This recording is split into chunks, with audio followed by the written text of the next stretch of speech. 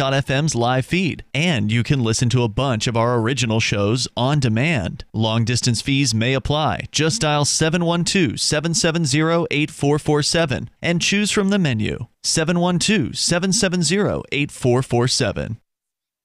When you hear the word lobbyist, you probably think about greedy corporations, but not all lobbyists are the same. Some are fighting for the freedoms you hold dear. Liberty Lobby LLC is doing just that in New Hampshire, working hard to represent you, not some special interest group. You can help by going to libertylobby.info, where your contribution will give us the tools we need to ensure that your voice is heard. Visit libertylobby.info today to find out more. You're 6 minutes away from a live episode of Free Talk Live, brought to you by freekeen.com. Listen live at freetalklive.com. From Keene in the Shire, the Liberty Media capital of the world, this is Daryl W. Perry, host of FPP Radio News for Thursday, July 5th, 2018. Silver is trading at $16.05 per ounce. Gold is valued at $1,256 per ounce. Zencash is trading at $19, and the average price of Bitcoin is $6,650. Antiwar.com reports in August of 2017, President Trump surprised many by openly talking about the idea of launching a military attack on Venezuela. The public talk of this did not last long, and it's been all but forgotten, but not forgotten by President Trump. Aides say that since August, President Trump has repeatedly pushed aides on the matter, and that a number of different cabinet members have had to take turns trying to talk Trump out of the idea. They have succeeded so far, but Trump has not dropped the idea. Of course, there's no congressional authorization or anything resembling it on the books authorizing the U.S. invasion of Venezuela. This did not appear to faze Trump, however, and he argued to his cabinet that Venezuela was a threat to regional security, so he should just invade and be done with it. This shocked members of his cabinet, including former Secretary of State Rex Tillerson and National Security Advisor H.R. McMaster. They were both opposed to the idea, but it's less clear if their successors, Mike Pompeo and John Bolton, would have a problem with this sort of unprovoked U.S. attack. Are you looking for a cryptocurrency that has a focus on users and usability? Then look into Zencash. Zencash is the world's first private, distributed, and reliable platform for communications, transactions, and publishing. Zencash features global governance with inclusive decision-making, reliable funding for continuous improvements, and documentation and wallets in many languages that are available for Linux, Mac, Windows, and Android devices. Learn more at zencash.com. That's zencash.com.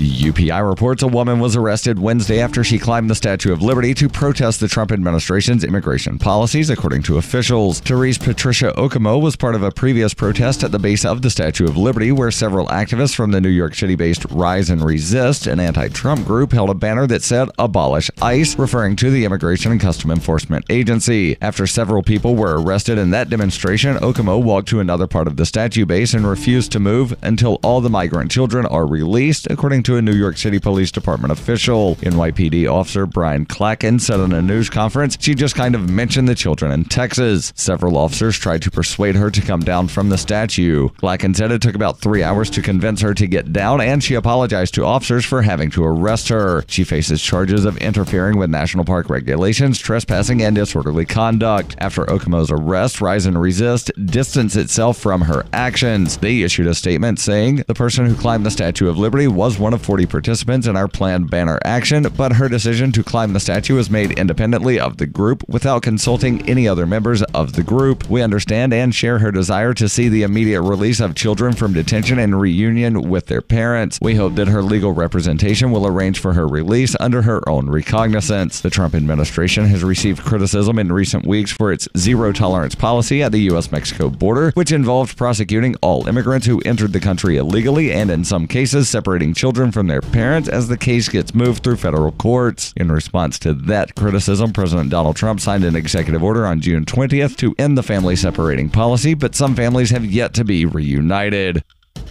In 1999, Daryl W. Perry began a search for traditional values, which led him down a path to the ideas of liberty. He tells the story in A Rebel's Journey, My Path to Liberty. Of the book, Dr. Brian Sovereign says, "Sometimes it's funny, and sometimes I think it's crazy, but it's always authentic." Ask for A Rebel's Journey wherever books are sold, or visit arebelsjourney.com. Reuters reports U.S. Representative Steny Hoyer, the number 2 Democrat in the House of Representatives, serving as the minority whip, has been hospitalized with pneumonia and is expected to make a quick recovery, according to his office on Wednesday. 79-year-old Hoyer of Maryland was admitted to the George Washington University Hospital on Tuesday and diagnosed with pneumonia, according to spokeswoman Katie Grant. Grant said in a statement, he is being treated with antibiotics and resting and is expected to make a full recovery quickly. Politico, which first reported the hospitalization, said Hoyer had campaigned over the weekend with Democratic incumbents and swing district candidates in Wisconsin and Illinois. You can support FPP Radio by shopping online. Every purchase you make from one of my affiliates at shop.fppradio.com helps fund FPP Radio. That's shop.fppradio.com. This has been FPP Radio News. Online at fppradio.com. Following the news this week that recording artist and industry magnate Bob Dylan would be laying off 2,000 workers from his Muscatine, Iowa songwriting factory in an effort to streamline his music-making operations, The Onion spoke with veteran factory worker Travis Felton, who received a pink slip earlier today. I've been working on the lyric assembly line for 25 years now. Punch in each and every morning, make sure the words are complex and poetic. And yesterday, the foreman calls me into his office to tell me that the company is reducing headcount. They're giving the whole rhyming section the boot. What Mr. Dillon and the other suits don't understand is that here in Muscatine, songwriting is all we have. And we've been doing the best damn Dylan songs in the world for over 50 years, and now they're trying to take that away from us. I don't know what I'm supposed to do next. Well, I guess I could see if they're hiring over at the Tom Petty factory in Hurstville. Lord knows I hoped it'd never come to that. This is the Onion News Network.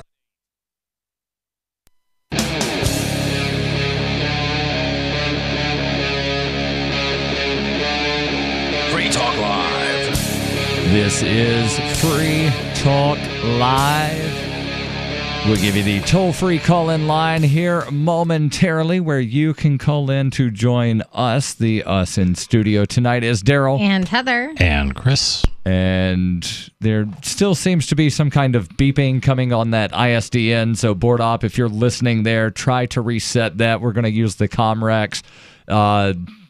That's a note specifically for the board op. That was so much radio jargon that nobody had any idea what you were. Let's see, ISDN. But hold on, I'll explain. I was typing a message to him prior to us going live, and there was a connection problem, and then he said he thought it was good. Right. But it's not good. It wasn't good. So note for him, note for you, 855-450-FREE is the call-in line where you can call in and join us and bring up whatever is on your mind. And, well, yesterday was America's birthday. Did you celebrate by blowing things up, Chris? I did blow some things up, and I did some cleaning around the house, and I had a hamburger. Did you post any of the text of the Declaration of Independence on the social medias? No, I did not want to end up in Facebook jail. Heather, you're on the social medias a lot. Did you post the Declaration of Independence? I posted memes. Well, apparently, the Washington Times has an article here that part of the Declaration of Independence was dinged by the Facebook algorithm as being hate speech. Uh-oh. What? The Liberty County Vindicator, a community newspaper between Houston and Beaumont, Texas, had been posting the whole declaration in small daily chunks for 9 days on their Facebook page in the run-up to July 4th. But the 10th excerpt was not posted Monday as scheduled, and the paper said it received an automated notice saying the posting, quote, goes against our standards on hate speech. Part of the standard notice, Vindicator managing editor Casey Stennett wrote, included a warning that the newspaper could lose its Facebook account, on which it depends for much of its reach if it were to rack up more violations. Yeah, and I read this article or similar article, but they said it wasn't like a human reviewed it. It was just the algorithm just automatically picked it up, flagged it. And how? Like, what the heck in the Declaration of Independence? It's like... I'm glad you asked. Offending passage. There we go. Was part of the document's Bill of Particulars against King George III. And I quote, He has excited domestic insurrections amongst us and has endeavored to bring on the inhabitants of our frontier the merciless Indian savages, whose known rules of warfare is an undistinguished destruction of all ages, sexes, and conditions. End quote. Yep. Those Indian savages. Yeah. So realizing that this was written over, 250 years ago? 240, 40, blah, blah. Do you but think the who's Facebook counting? algorithms accounts for because I know that No, there's they don't account for context. No, I'm saying that okay, so the trigger words might be Indian, for example, or minority words or something like that. But I see a lot of stuff online and stuff about reverse racist comments towards white people, for example. But do you think that triggers the algorithms, or because it's not as much of a? In other words, does it have to meet A? B, A, it has to reference a protected class or something like that. Something B, like that, yeah. it has to incite or do I've violence. never seen I have the no algorithms idea. I because haven't they either. don't release the algorithms, so it's all a guessing game. Right. Yeah. Anything we say is a guess because the only people that know what the algorithms are, and this is probably a stretch, are the people that review the algorithms at Facebook, and I'm guessing they don't even know all of them. Yeah. Yeah, it's tricky, and and of course immediately, how can you have Facebook censoring, this is America and blah, blah, blah, blah, blah. Well, Facebook can take down whatever the hell Facebook wants to tear it down. They can do that. They can do it day in and day out. If they don't like your post, if they think there's words in there that shouldn't be there, they can delete them because you, dear friends, signed an agreement with Facebook to give them that power. And they're a private company. They can do whatever they want. Right. And on a side note, and there is more to this article, I saw some screenshots of responses to NPR, where NPR was tweeting out the Declaration of Independence, and all kinds of pro-Trumpers were talking about how if they didn't like Trump, that they should just leave the country, and asking if they were calling for a civil war against Donald Trump. No, these are all passages from the Declaration of Independence. How do you not realize this? Because most people haven't read the Declaration of Independence. So. I probably did in school, but I don't think I remember really anything. Now, it's Chris, interesting. is that the one that begins four Score score and 7 years ago? Yeah, that's the about one. all I remember. That's the one. No, it's not. And Wait, what is that from then? That's that the is Gettysburg Address. Okay, that's the Gettysburg only thing I Address. remember from any of that era. That's when Lincoln did not free You guys the were slaves. alive when it was written, right? You are funny. But the Did you see it signed Declaration, in first person. most people are familiar, at least somewhat, with. I guess I we would hold say these the truths to be right, self-evident. the preamble. They're familiar with the first paragraph or two, and that's it. But the bulk of the Declaration, which was published in newspapers and broadsheets, that's how that was the media. There wasn't even social media, but media was. They published it in papers. That's how people were able to read it. But after you get past that preamble, which just says, here's who we are and here's why we think we need to do this, they go on and Jefferson lists, he obstructed the administration of justice by refusing his assent to laws for establishing judiciary powers.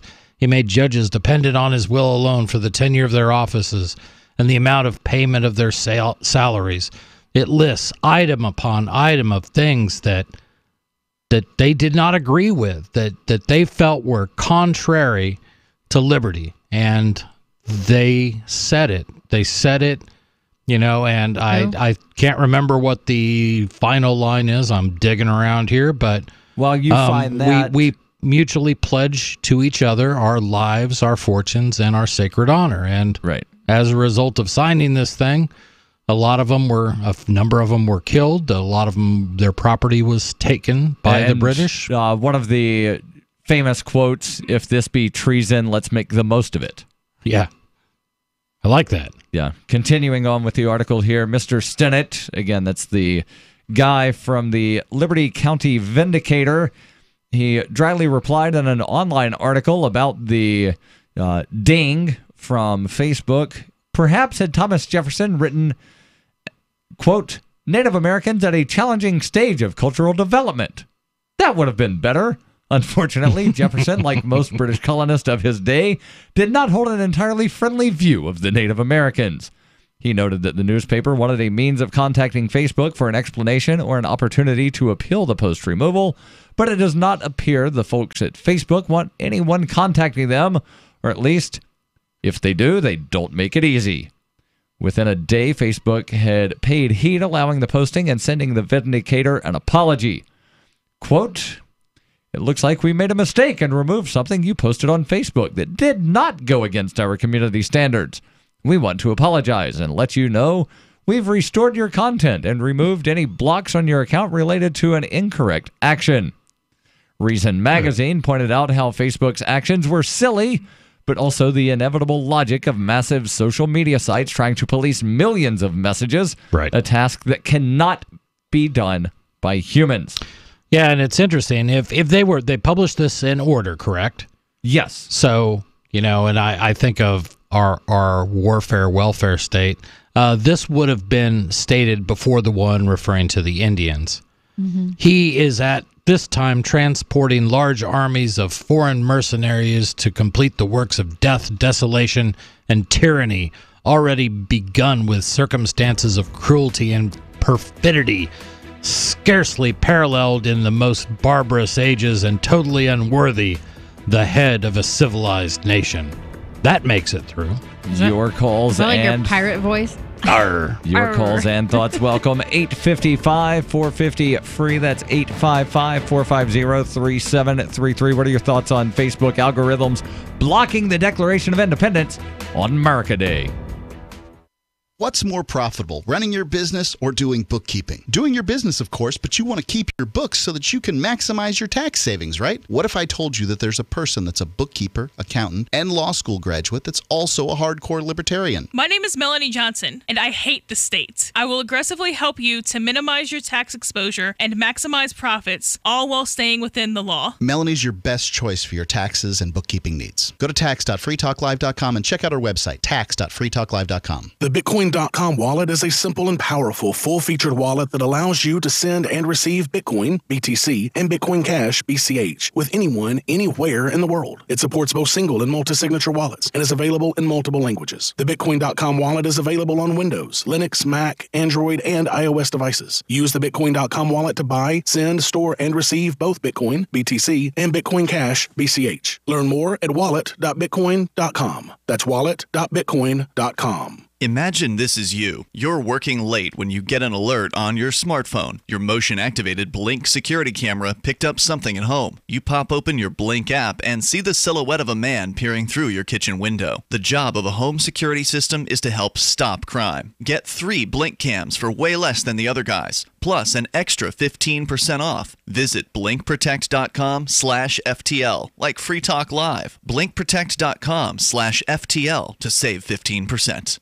Zencash is an end-to-end encrypted system with zero-knowledge technology over which communications, data, or value can be securely transmitted and stored. With over 7,500 secure nodes, Zencash has one of the most distributed node systems of any cryptocurrency. Zencash is a platform for cryptocurrency and communications built by voluntarists for voluntarists, with the ideas of voluntary interaction being written into the white paper no less than half a dozen times. Learn more at Zencash.com. That's Zencash.com.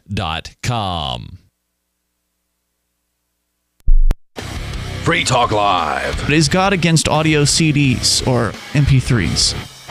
No, all that technology was stolen from the angels in the first place. You wouldn't have anything that wasn't here in 1947. Why are you selling audio tapes on your website?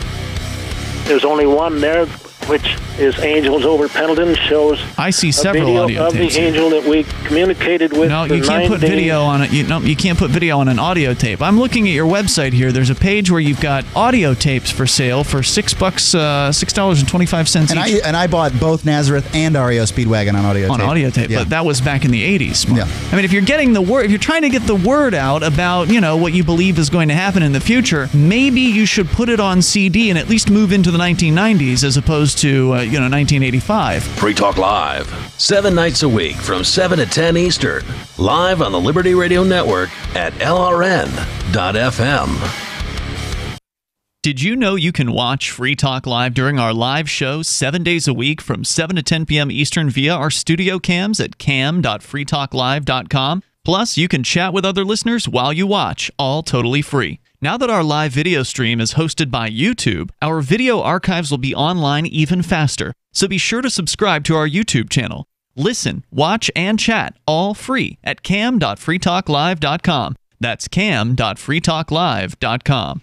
So you've signed the Shire Society Declaration and are planning your move to New Hampshire to be around more liberty-oriented people. Next, sign up for the Shire Society Forum at forum.shiresociety.com. There are a bunch of people there who are already in the Shire, and they want to meet you. If you're already in the Shire physically, you should also come by the forums. Remember, not everyone uses Facebook. New people are signing up for the Shire Society Forum every month, so drop in and say hello at forum.shiresociety.com.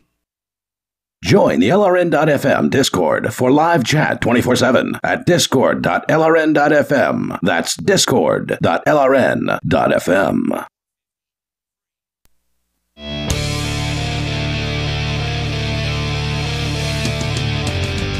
This is Free Talk Live. 855-450-FREE. That's 855-450-3733. That is the toll-free call-in line where you can call in and join us and bring up whatever is on your mind. We'll actually get to the phones here in just a second, and there's a little bit more on this article from the Washington Times about Facebook's algorithms removing part of the Declaration of Independence. But a website that would not do that is Freedom's Phoenix, because Freedom's Phoenix is a liberty-oriented news aggregation site. It's where you can go to get the newest, freshest stories and perspectives on current events from those who value liberty. freedomsphoenix.com. Their daily dispatch is the best way to stay up to date on science, technology, historical findings, liberty news, government overspending, and the rise of the police state. Freedoms with an S, Phoenix.com. That's freedomsphoenix.com. Let's go to John calling in from Chicago. John, you're on Free Talk Live. Go ahead with your thoughts. Hello, John. You're on the radio. Go ahead with your thoughts. Hey, guys. Hey, John. I'd like to talk about specifically evangelical Christianity or like fundamentalist Christianity that has a huge impact on our politics these days. All right, go ahead. I was raised by a mother and father who are evangelical Christians, and I have an issue with the idea that we're using like ancient holy book texts to justify and or dictate policy in the country today. Okay. And can I ask you a quick question? Yeah. Just could you define what evangelical Christian means to you?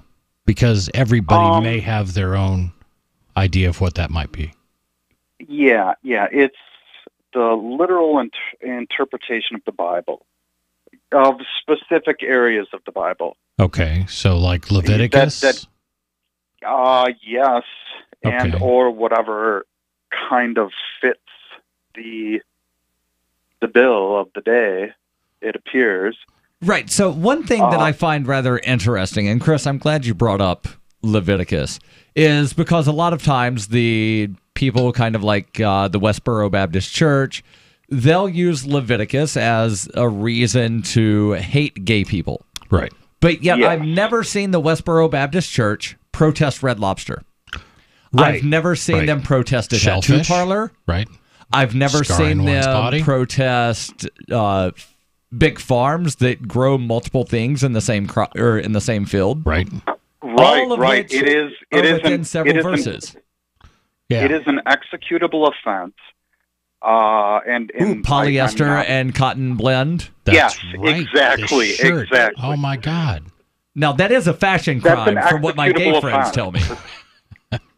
Yeah, wearing multiple fabric or woven fabric or whatever. So the reason I bring this up, I'm sorry, I'll finish real quickly. But the reason I bring it up is a lot of people will refer to people who are Christian as evangelical Christians. But then when we get into discussions about what that actually means, a lot of people will say, well, they follow the Old Testament, they follow Leviticus. And I'm like, I don't know if I know anyone who follows Leviticus to a T. Right. I don't know anyone who stones gay people and people who commit adultery. I think that's Leviticus, if I've got that one right. Correct. I may have the punishment wrong, but that they should be killed. No, you have the punishment right, but see, they'll also at the same time say, well, Jesus did say whoever doesn't have sin throws the first stone, so I'm just going to use this as an excuse to not sell cookies and cakes, and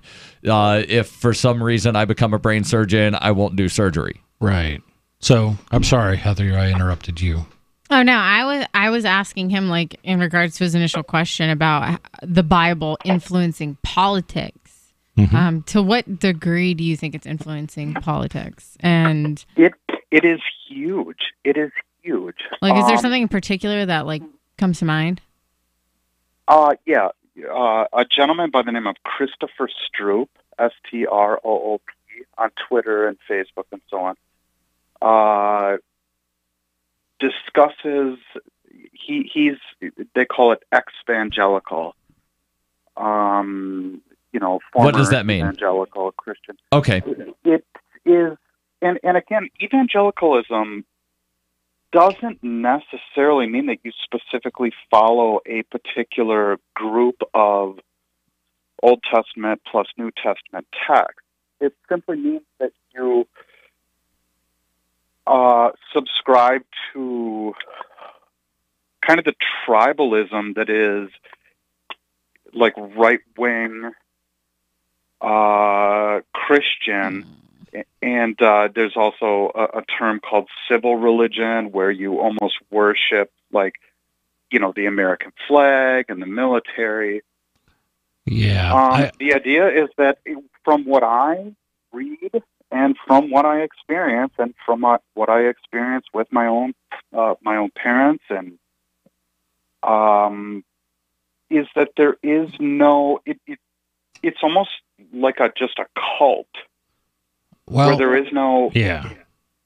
A lot of people do see religion as a cult, and a lot of people will use aspects of religion in cult-like ways. Right, and I can think of a perfect example to answer Heather's question, where you've got the White House press secretary and you've got other administration officials supposedly quoting the Bible as rationale for Romans separating. 13. No. They're citing Old Testament stuff as justification for separating children from parents when they might Romans enter the 13. country. No, Romans 13 is New Testament. They're citing Old Testament as justification for separating parents and children. But let me read what Leviticus says.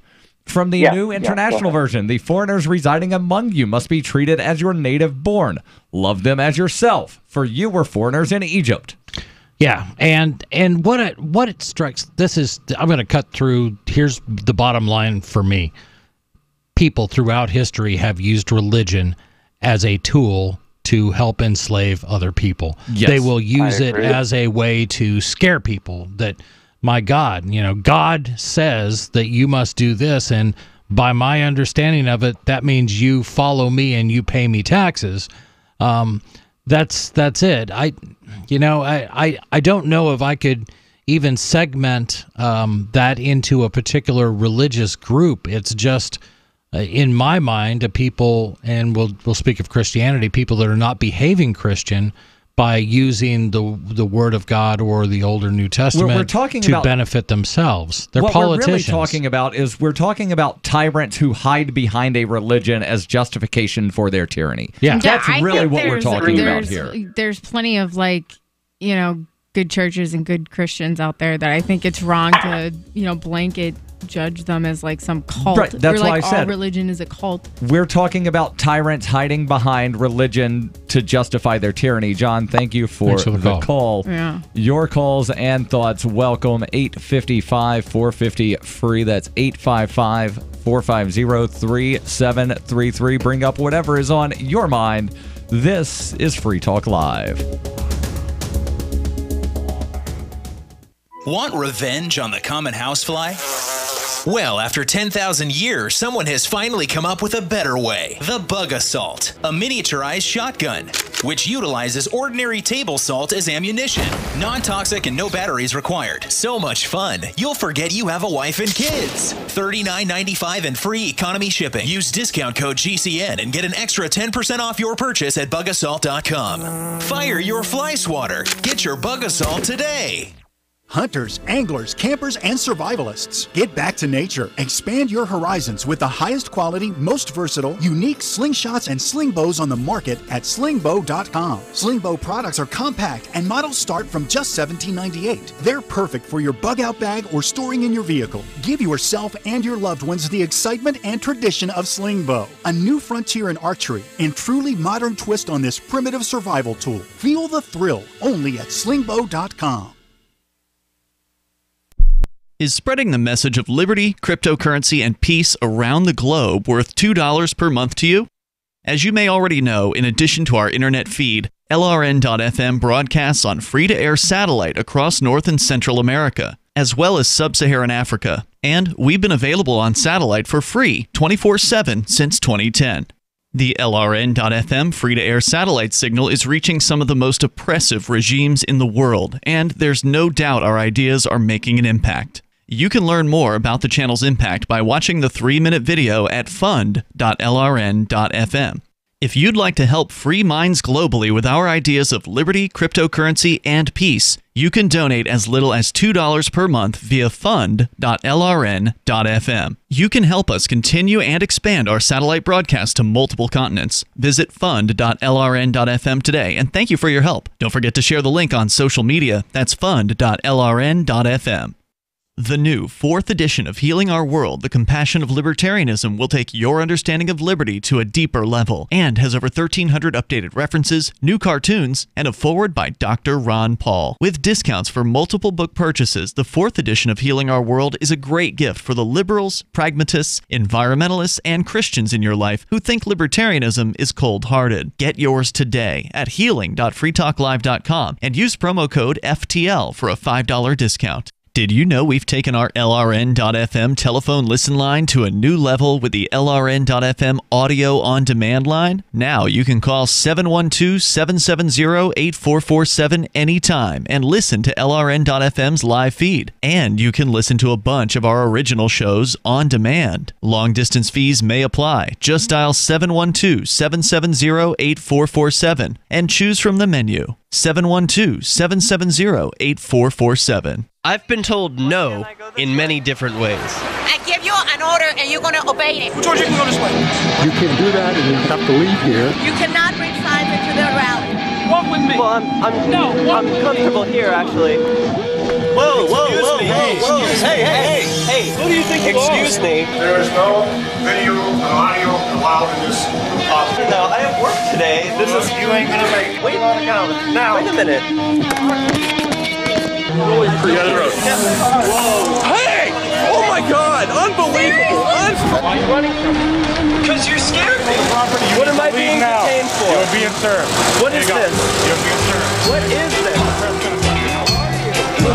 Bureaucrats have a funny way of telling people no. That's the sound of the men working on the chain. Derek J's Victimless Crime Spree. Watch it for free and order the Director's Cut DVD at victimlesscrimespree.com. You're listening to the best liberty-oriented audio streamed around the clock, on the air, and online. This is the Liberty Radio Network at LRN.FM.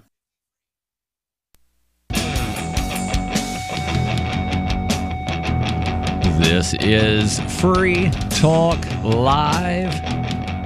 855-450-FREE. That's 855-450-3733. That's how you can call in and join us and bring up whatever's on your mind. The us in studio tonight is Daryl. And Heather. And Chris. And, of course, we also have the Discord thing that, Chris, you actually wind up using. I do. I'm on Discord right now, but we try not to do that actively during the show. But I try to keep an eye on things and see what topics are being discussed. And if anybody thought that I was particularly witty or insightful, those are the things I look for. So, other than a possible ego boost for you, what exactly is this Discord thing? Discord? Yes, I'm going to keep referring to as this Discord thing. Yeah, I hear you. Discord is it's an online system that anybody can download. You can run it on your computer. You can hook to it with your Android or your Apple device, and you can enter different chat rooms. So we have LRN show chats, so Free Talk Live, Declare Your Independence, Call to Freedom. You can go into any of those. We have some other text channels which are geared towards cryptocurrency or New Hampshire or things like that. And then there's also voice chat. So frequently we'll have people pop in and just, talk to each other. Where they can talk to each other, or they can call into the Absolutely. show. So you can listen to the show with Discord. You can call into the show with Discord. So it's been pretty good. And we've got, well over 700 people that have subscribed to it, which is a pretty good number for something that's kind of new to the LRN world. Discord.lrn.fm. And of course, LRN is the Liberty Radio Network, which is the online network or one of the online networks that carries the show. It's, Free Talk Live is the flagship of the Liberty Radio Network, and we're on well over 185 stations. I think we're approaching 195. I think we crossed 190. Yeah, so. I'm fairly certain we crossed 190, which is well over 185 and terrestrial radio stations across the country. Yeah, the big news last week was WRKO out of Boston. Yes. That's a huge station. Yeah, they're taking some of the Saturday show. Yeah. They are running it delayed. But anytime you can, those of us in talk radio, we get excited when it's one of those big mama jammas. So yes, that's a huge market as well. 50,000 watts of AM, and that's where a lot of talk radio still is. So we're happy to be on for the folks in the Boston area and that big footprint. And all of those other stations that, of course, you can find the list if you head over to freetalklive.com. So we started the show talking about this Facebook algorithm that flagged part of the Declaration of Independence. And, well, who was posting this? Well, I'm sure several people were, but in this particular case, it was the Liberty County Vindicator, which is a community newspaper between Houston and Beaumont, Texas, that they were posting small little snippets of the Declaration of Independence over several days leading up to July 4th. The 10th post, which was supposed to have gone up Monday, did not, and they received an automated notice from Facebook saying that it went against the standards on hate speech. They wound up appealing and got another automated message saying, oh yeah, we goofed up. Oopsie. Reason.com ran an article, and Christian Britsky, an assistant editor at Reason, says, quote, they demonstrate a problem with automated enforcement of hate speech policies, which is that a robot trained to spot politically incorrect language is not smart enough to detect when the language is part of a historically significant document. I'm going to pause here to say that a lot of humans probably also aren't smart enough to realize that something is part of a historically significant document, especially in light of seeing screenshots of responses to NPR where they were doing similar, posting snippets of the Declaration of Independence and people responding like, if you hate Trump, leave America. Right. And why are you calling for revolution? Yeah. And I almost feel like I can't be upset at Facebook, even if it was real and they actually took down the Declaration of Independence, only because I've blocked and removed stuff from my wall before that other people have said. You know what I mean? Which is no different. Right. Me as an individual, my wall, Facebook as a private company, it's kind of their wall, really, at the end of the day. It's all their property. Yeah. And so even though it's unfortunate, Right, but the point that's being made here is there's a reliance on automation, and the automation makes mistakes. Right. A lot. But I don't think there's enough people to filter. Right, and that has been mentioned twice in this article. Yeah, but the reason they rely on bots is there aren't enough people, and the bots don't understand context. Yeah, but there are farther reaching ramifications of this. And as more and more of our lives go online, I don't know what there's really left to do other than just upload myself onto my Facebook page. Toilet cams. Toilet cams. Those have been there for a long time. You don't have one that I'm aware of. I hope not. But I haven't. Well, yeah, I did clean my toilet. I did not see a toilet cam in my toilet. But as more of our lives become become part of social media, I hope that somebody eventually will do something that just says, you know what, this is not going to be monitored, and it's going to end up being global in scale, and you can like it, you can hate it, you can use it, you can ignore it. But the problem is when those kind of ideas come up, then you have governments and groups of citizens that will want you to censor what they don't like. And that's the problem. Right. And there was an article a while back where Facebook was trying to figure out why people are self-censoring. Because there's a lot of times where I know I've started typing something and then I'm like, I'll just not post it. I better not go there. Continuing on with this article, Mr. Britchie, again, assistant editor at Reason, went on to note a perverse result of allowing the Vindicator's first 9 excerpts of the Declaration of Independence, but not the 10th, exactly because of what he called, quote, clearly racist language. The phrasing serves as another example of the American Revolution's mixed legacy, one that won crucial liberties for a certain segment of the population while continuing to deny those same liberties to Native Americans and African slaves. But by allowing the less controversial parts of the Declaration to be shared while deleting the reference to Indian savages, Facebook succeeds only in whitewashing America's founding just as we get ready to celebrate it. And, that actually makes a really good point that, it does kind of whitewash America, and especially... let's only pay attention to the really good parts. Right. I kind of get that. And then let's ignore Jim Crow. Let's ignore, the Chinese Exclusion Acts. But, yay, America, we defeated the Nazis. Yeah, I kind of understand where you're going there. And the bigger point here, so let's talk about this one paragraph that has these bots up in arms, and they freak out and they pulled it. He has excited domestic insurrections among us and has endeavored to bring on the inhabitants of our frontiers. So when we look at that, King George is trying to create havoc in America at that time. He's trying to create these little revolutions and insurrections against the Americans that lived here then. And after all that, which should be heinous in itself, the merciless Indian savages whose known rule of warfare is in undistinguished destruction, blah, blah, blah, blah, blah. Yeah. Then he goes on and talk about that. But how about why isn't that first part? If you had the U.S. government sowing seeds of discord and trying to pit one group of citizens, oh, never mind, we have that.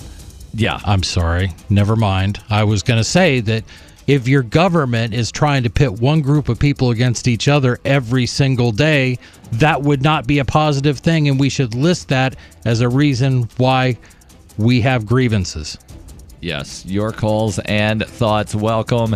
855-450-FREE. That's 855-450-3733 coming up. Chris, you've got a list of things people do that annoy everybody. The Bitcoin.com wallet is a simple and powerful full-featured wallet that allows you to send and receive Bitcoin, BTC, and Bitcoin Cash, BCH, with anyone, anywhere in the world. It supports both single and multi-signature wallets and is available in multiple languages. The Bitcoin.com wallet is available on Windows, Linux, Mac, Android, and iOS devices. Use the Bitcoin.com wallet to buy, send, store, and receive both Bitcoin, BTC, and Bitcoin Cash, BCH. Learn more at wallet.bitcoin.com. That's wallet.bitcoin.com. What's What's more profitable, running your business or doing bookkeeping? Doing your business, of course, but you want to keep your books so that you can maximize your tax savings, right? What if I told you that there's a person that's a bookkeeper, accountant, and law school graduate that's also a hardcore libertarian? My name is Melanie Johnson, and I hate the state. I will aggressively help you to minimize your tax exposure and maximize profits, all while staying within the law. Melanie's your best choice for your taxes and bookkeeping needs. Go to tax.freetalklive.com and check out our website, tax.freetalklive.com.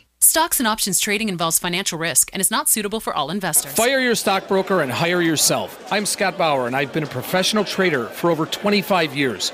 I've traded for Goldman Sachs and was the first Amazon market maker at the Chicago Board Options Exchange. I'm also the CEO here at Prosper Trading Academy, the leading educational firm teaching people how to trade the markets. For a limited time, I'm giving away one of my favorite secret trading techniques used by thousands of our students every day to help build their financial future. To learn this technique right now, call my 24/7 voicemail and just leave your email address. I'll email you my free trading technique right away. Just call 1-800-228-2155. This is the very information my students use every day to invest in their financial future. Again, call 1-800-228-2155 in the next 30 minutes and leave your email address on my voicemail. That's 1-800-228-2155. Call 1-800-228-2155.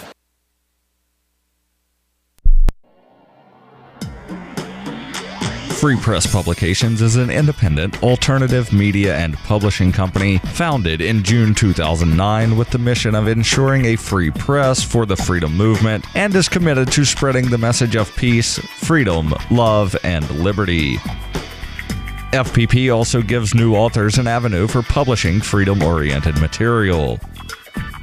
FPP brings you daily news and commentary on the website fpp.cc, as well as a daily 5-minute newscast, FPP Radio News, and weekly news, views, and commentary in the FPP Freedom Minute and Peace, Love, Liberty Radio at fppradio.com, and the monthly newspaper FPP News at news.fpp.cc.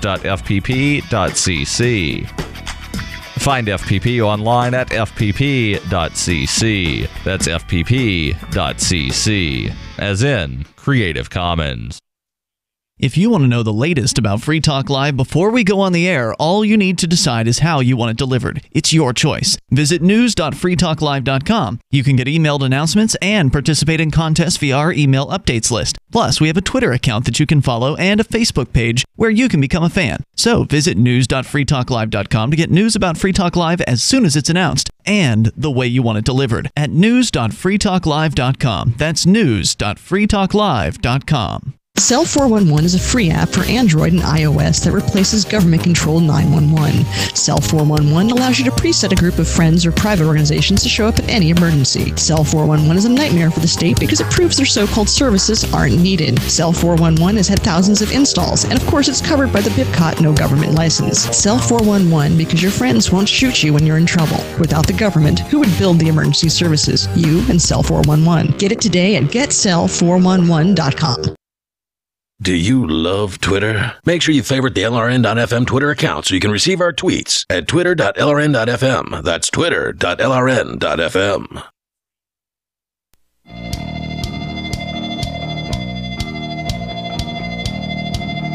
This is Free Talk Live. 855-450-FREE. That's 855-450-3733. Chris, you asked earlier how my trip to New Orleans was. Yeah. Well, one thing that it was missing was my pillow because I didn't have room in my luggage to take it. So I had to use the hotel pillows that, while good, certainly were not my pillow. And why do I want my pillow? Well, because that's also the brand name. It is the My Pillow, and it's designed to help you get a good night's sleep and keep your head and neck in that proper position so that you wind up getting quality sleep. Not just quantity, but quality. And with a 60-day money-back guarantee on the My Pillow, you really have nothing to lose. Go to mypillow.com. Get 2 My Pillow premium pillows for one low price, and get free shipping on all orders when you use promo code FTL, as in Free Talk Live. And remember, if for some reason you don't like the My Pillow, you have 60 days to return it for a full refund. That's MyPillow.com, promo code FTL. Very cool. And you know what I like about MyPillow? Because I have one of these too. You can wash it and get the dirt off of it, My and it girlfriend doesn't has just one become too. like a lump of No, nothing. they're basically fitted for you. So Yes. based on they use it based on what size T-shirt you wear. You choose the MyPillow that's going to work best for you. So we were doing a little very late spring cleaning. I'm sorry to What does admit. your pillow have to do with your T-shirt? It's based on how the amount of width of your shoulder. And a T-shirt is a good indicator of how wide your shoulders are. Right. So my girlfriend and it's will designed wear- so that they suggest that if you sleep on your side, Right. that you get one size up on the pillow, because Right. then it is going to hold your neck in that proper position. Where if you sleep on your back, you're gonna have your neck held in a different Science of position. pillows. Who Yeah. would've thought? Yeah, but it is kind of cool that, like, if Colleen and I mix up our pillows, Yeah. Instantly. We usually do, but sometimes you just want to go to bed and you get the wrong pillow. But we were able to look at the tag colors because they tell you which one is which. Yes, they're so- also color coded. Yeah, it was kind of cool. So anyway, but this is more about Heather and all these dang millennials out there. No, this really applies to everyone. Dang millennials ruining everything. Everything. Including, Blockbuster, Applebee's. I'm losing count of everything that I've seen on the internets that the millennials Hey, years have of ruined. your voting habits have created what we have today. Thank you. Oh, Okay. yeah, you're right. Don't your blame me. I generations. vote for Noda. Yeah, everybody's made some bad votes, but this is interesting. I thought, coming from Business Insider, 15 things you're doing that make people dislike you immediately. And I thought, well, I think that's every time I get on Facebook. Yeah, pretty much. But there are a lot of things in here, and I think we can talk about them and see how many apply, or see if we can think of some examples, or Oh, you can disagree with them. This will be interesting. Yeah, Let's there hear are it. plenty of ways to turn people off. In fact, most of them don't require much effort. Sometimes all it takes is one look at your social media activity, so many pictures of your baby niece, or a casual in-person introduction. Did you really need to mention that one time you almost met Beyonce? We've rounded up some of the most common social turnoffs online and in person, as well as how to avoid them. Read them and see which ones you've been guilty of. So I'm guessing this is not the appropriate time to tell you that I almost met Cat Williams that one time? Yeah, we'll save that for one of our commercial stops. We're Just not kidding, supposed to Daryl. acknowledge that those exist. Yeah, But I know, continue. I know. Okay. Number one, sharing too many photos on Facebook.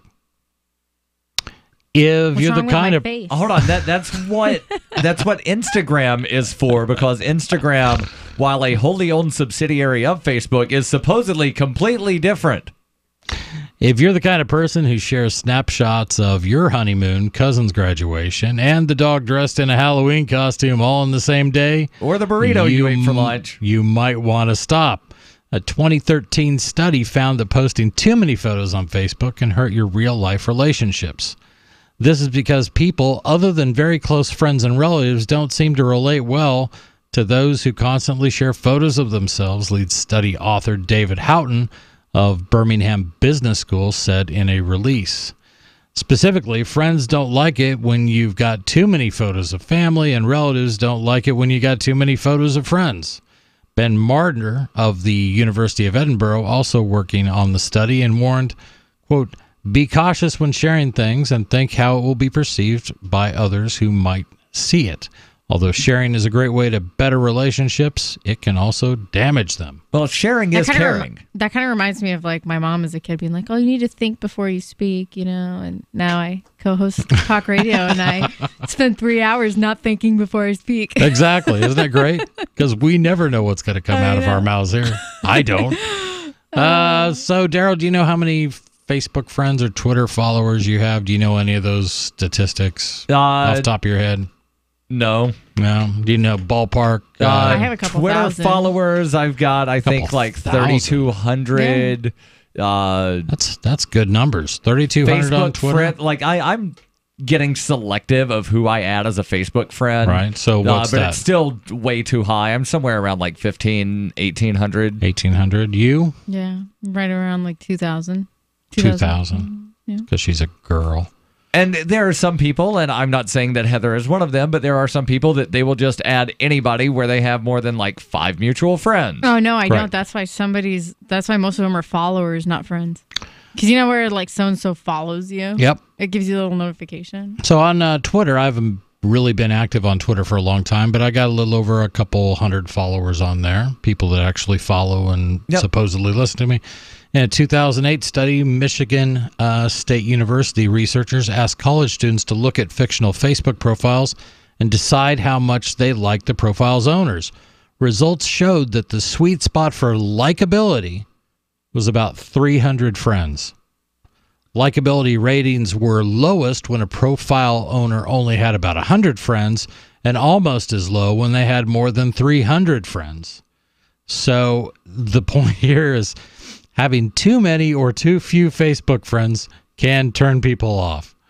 As for why 300 plus friends could be a turnoff, the study's authors write, quote, individuals with too many friends may appear to be focusing too much on Facebook, friending out of desperation rather than popularity, unquote. On the other hand, college students doing the evaluation each had about 300 Facebook friends themselves. So the researchers acknowledged that in a population where the most common number of Facebook friends is 1,000, the sweet spot for likability could be 1,000.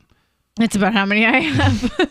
You just said 2,000. No, that's followers, not friends. I don't add everyone. Oh, I see. So people just follow you. Like you don't have to accept their friend requests and then become followers. Right. Gotcha. Yeah. So I'm actually looking at my Facebook right now, and my friend number is a lot lower than I thought. I have 779. Probably since the start of the show. I've reduced it greatly. Good. And I've gone through that too, where you just realize that... Go through the list and you're like, who is this? Who is this? Right. I never talked to this person. I don't really like this person. And sometimes it's a friend of a friend, and you're so like, I have a little more than I thought. So well, as let's far see as, how bad is yours. No, well, for friends, I have 1,612. And probably about like a bunch of them I've met personally at events and stuff like that. A bunch, okay. So they are friends of yours, real true friends. They're more all you of them. There are some people on there that I haven't actually met. But then followers, I have 1,130. So those aren't friends. But then there's a lot of the, like, because I used to add people when I worked on the Johnson Weld campaign. Right. And there was a period of time where everyone had like the Johnson Weld banner as their profile picture, and a whole bunch of people started adding me because I had the banner. So they would recognize the banner and be like, oh, like-minded people, send a friend request. And I was working on the campaign, so I was really trying to like promote it and that kind of stuff. Right. So I kind of made the mistake of adding some of those people. And it turns out, like, you know, be cautious about the company you keep, because some of them are just like crazy. I've unfriended so many people. I thought you were talking about Johnson & Weld. No. Oh, okay. No, I don't regret that at all. Kidding. It but was I'm a saying, joke, Heather. it really is important, though, like when you start adding people that you don't actually know, that haven't been vetted through people that you know personally, like you're getting into like uncharted waters. And these people could be like potentially like really bad influences or complete psychos that kind of stuff. So yeah, it's really kind of like made me realize that to cultivate your circle and keep it to, you know. So who all was on Facebook in like 2009? I was. Okay, Yeah. just checking. Yeah. Hey, So we'll talk how more many more about things this. do we have on this list? I have 35 more. How many friends does Chris have? 100? 8.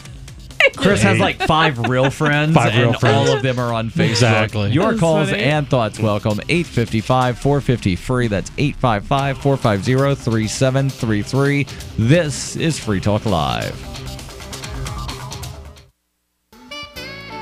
Hi, I'm Dr. Bill Deagle, MD, AAEM, ACAM, A4M of NutriMedical.com, and a consultant providing email advice free on advanced protocols for your optimized wellness and advanced technologies to heal and regenerate you.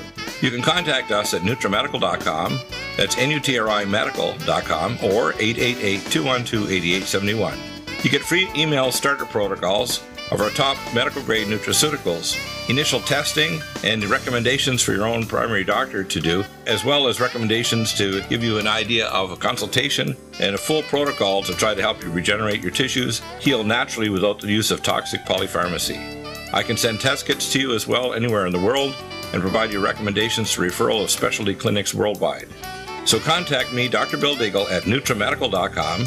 That's NutriMedical.com or 888-212-8871. We've all heard about blockchain assets like Dogecoin, Ether, and Ripple. Bitcoin isn't the only player in the blockchain game any longer. And for those of us wondering how to get our hands on these digital assets, finally, there's a solution. Shapeshift.io allows you to buy and sell between your digital assets and Bitcoin instantly between your own digital wallets. I've used it with ease. Shapeshift.io. There's no account or email address needed. You send them the crypto you want to sell. They send back the crypto you want to buy. It's that easy. Shapeshift.io.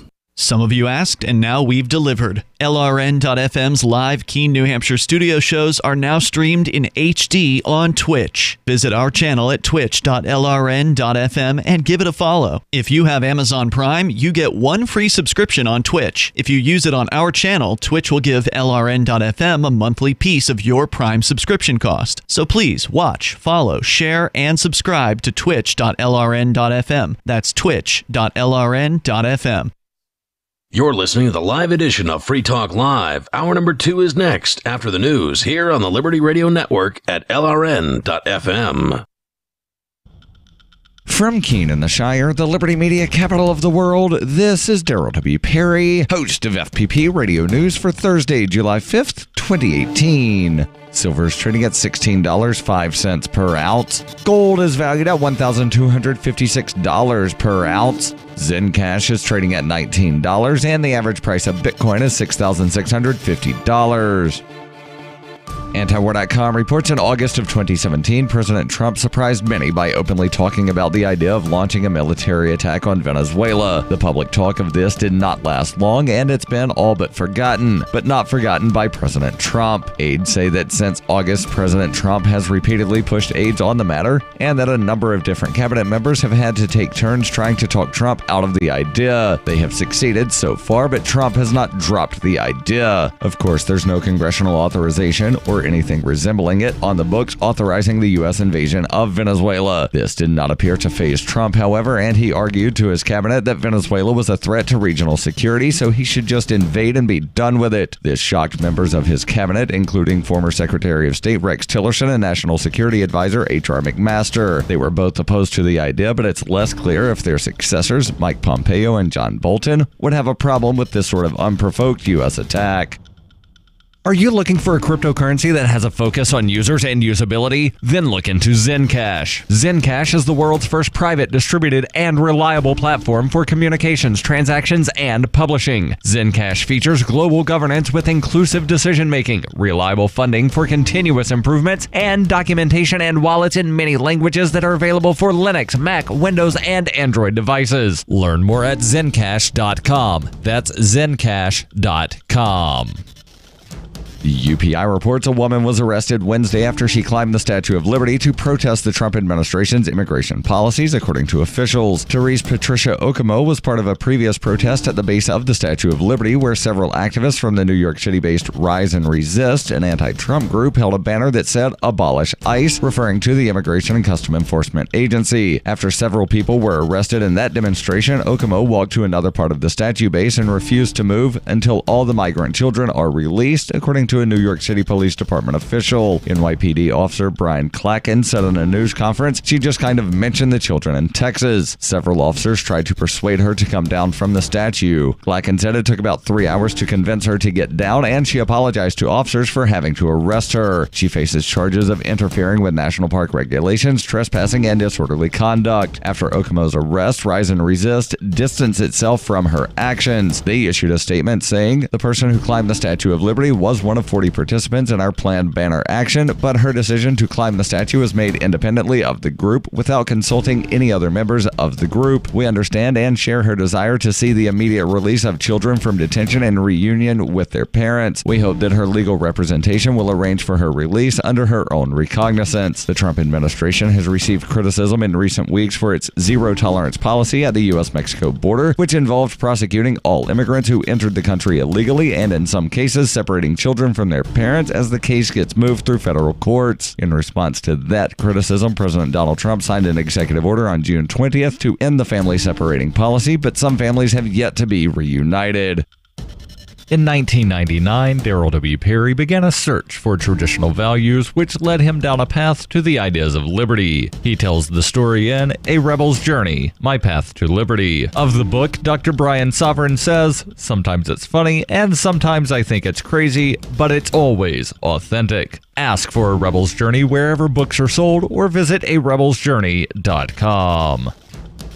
Reuters reports U.S. Representative Steny Hoyer, the number 2 Democrat in the House of Representatives, serving as the minority whip, has been hospitalized with pneumonia and is expected to make a quick recovery, according to his office on Wednesday. 79-year-old Hoyer of Maryland was admitted to the George Washington University Hospital on Tuesday and diagnosed with pneumonia, according to spokeswoman Katie Grant. Grant said in a statement, he is being treated with antibiotics and resting and is expected to make a full recovery quickly. Politico, which first reported the hospitalization, said Hoyer had campaigned over the weekend with Democratic incumbents and swing district candidates in Wisconsin and Illinois. You can support FPP Radio by shopping online. Every purchase you make from one of my affiliates at shop.fppradio.com helps fund FPP Radio. That's shop.fppradio.com. This has been FPP Radio News. Online at fppradio.com.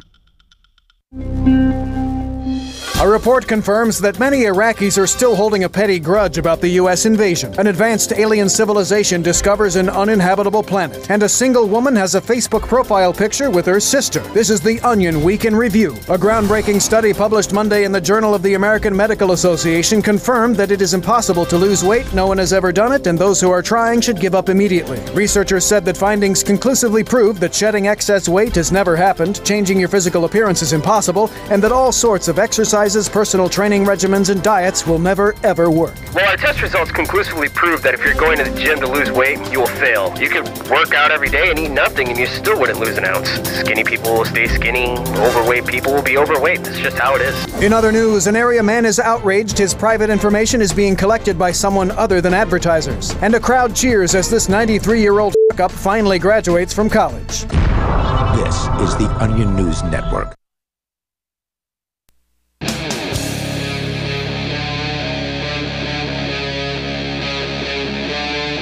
Free Talk Live. This is Free Talk Live, 855-450-FREE. That's 855-450-3733. That is the toll-free line that you can use to call in and join us and bring up whatever is on your mind. The us in studio tonight is Daryl. And Heather. And Chris. And Chris, you've got a story here of 15 things that people do to, well, annoy other people.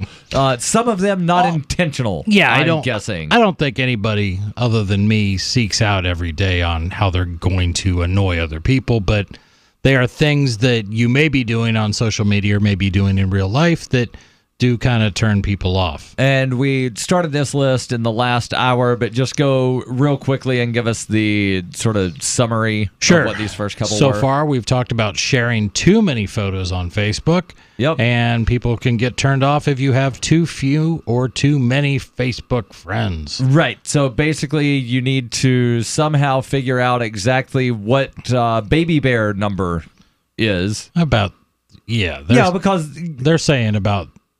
they're saying 300 is a sweet spot. Right, and I know but a lot of based times on one study. People refer to that as like the Goldilocks zone, but it was actually baby bear, where like mama bears was to this, papa bears was to that, but baby bears was always just right. So it should be the baby bear zone, not the Goldilocks zone. But let's continue. Yep. The next one, this I think has to do, this could be online or it could be in real life, but disclosing something extremely personal early on in a relationship.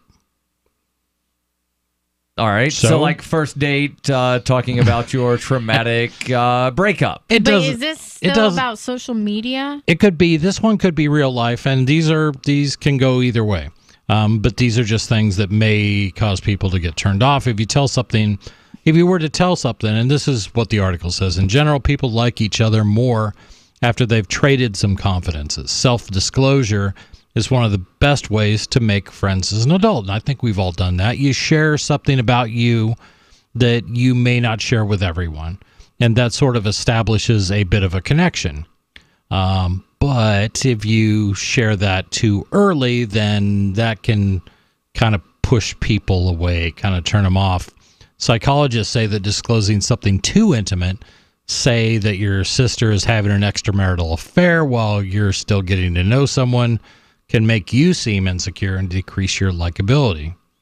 So what they say, the key to getting the right amount, the key is to get just the right amount of personal, as a 2013 study led by Susan So you Sprecher. let them know you have a sister. You don't let them know anything personal about your sister. Right. And that her kids look like the mailman. I feel like I'll just go on a date and dump it all out there on the first one. Like, hey, if you're still here, hey, baby. If we're having dessert, then what can I say? Might as well just get it all on the table now. Right. Before we waste everybody's time here. I only live once. What time is it? You know how you've probably seen, and we'll get to the Discord call here in just a second, but you've probably seen the thing where a lot of bars have some kind of code that women can tell the bartender. Yeah. To where the bartender knows, like the date's going bad, blah, Get blah, this blah. guy away from me. Is that a real thing, or is that just I don't know. I've seen it on myth? social media. Yeah, me too. I'm wondering if there's some kind of code that the guys can tell the bartender of that girl over there is psycho. Please help me leave. I think that's when we fake check our phones. Yeah, let's go to, I've got to go to the bathroom, and then you get lost and just happen to find your car. Let's go to, I believe this is Wick calling in on the Discord line. Wick, you're on Free Talk Live. Go ahead with your thoughts. Hey there. Yeah, no, I just was picking up on the conversation that you are having about how many Facebook friends people have. I mean, I can't help thinking that loads of Facebook friends, if someone has loads of Facebook friends, to me, it kind of just says that they might be a bit untrustworthy. I mean, I think that if people use the word friend too loosely, or like if people call you a friend without really knowing you, it kind of makes Right, and I think that, Americans, and I don't know about the rest of the country, but Americans in general don't make use of the word acquaintance. Yeah. Near enough. Yeah, I'd agree with that. What's it like in England, Wick? Do you separate people you know into acquaintances versus friends, or? Yeah, I do, and I think most people do. Yeah, I've noticed actually when people say the word friend like too soon, the first thing it makes me think is, oh, that's a bit like American of you. Yeah, guilty. Yeah, it does, and it's sort of aggrandizing yourself. I think Facebook's kind of given, like, in a way, like given a new connotation to the word friend. I was just thinking that. Yeah, like, go ahead. It labels anybody that you click that one accept button as a quote unquote friend, even if you know nothing about them. And so people have this like false sense of friendship with all of these different people when. Right. At the end of the day, those people could probably care less That's about why you. I like, and it's could not care less, because if you could care, that means that you do care some amount. Whatever. I prefer the old AIM wording of buddy. Buddy.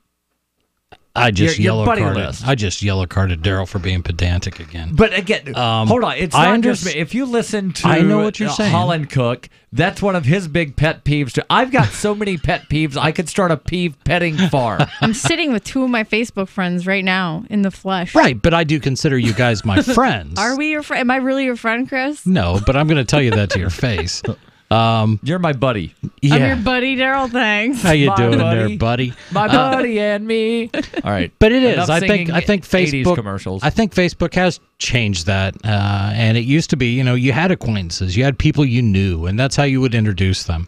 But then along comes Facebook, and along comes Mafia Wars, and suddenly you've got 2,500 friends, quote unquote, in 2009, and that's not real. I feel like a friend is like a really like intimate thing. It's somebody that you can literally like confide in. It's not just somebody that like shares similar political views, or it's deeper than that. Go ahead, Wick. If you would put them on your cell 411 thing, then that's definitely right. Hold on, say that again. Like, how I don't know exactly how cell 411 thinks. I think you add people to it, like if you want them to respond. Right. Oh, yes. I forget what terminology they use. Maybe connections. I don't know. Yeah. And there's a couple different ways, and maybe Cell 411 is a good example of how that can work. You can join sort of a larger group for a particular region, but the guy I will trust to get the alert that says my house is being broken into and I would like you to come because the police aren't going to make it there in time. Right. Come in with a gun and take care of this. That's going to be a much shorter list. Right. And then, with Cell 411 as well, you can send out on, like, my car is broken down. You can send that to everybody in a certain radius. Or if it is that, my house is broken into, you can pre-select the people that you want notified about that. Right. Or a very embarrassing sexual injury. Yeah, see, you don't reveal those, right, Chris. That's why people don't like you. Only tell your friends. You would. That's where it gets down to a very specific group of friends. That's why you only have 7 friends on Facebook. And Wick, thank you like if you happen to date call. a psycho or something and you shared that information with friends. Don't talk about my girlfriend like that. Come on. She is not a psycho. She just looks like one when she tries to run. I love you, Colleen. There you go. We are going to continue here. Thanks for the call, Wick. I really what's appreciate next on it. this list? This is good. Yeah, asking someone questions without talking about yourself at all. Right, and this is one of those fine line sort of things, right? Because depending on what the question is that they're initially responding to, and I'm just going to give the example of you meet somebody for the first time, or you're out on a first date or whatever. You want to try to relate to them, right? But you don't want them to think that you're just turning everything they say into, this is all about me now.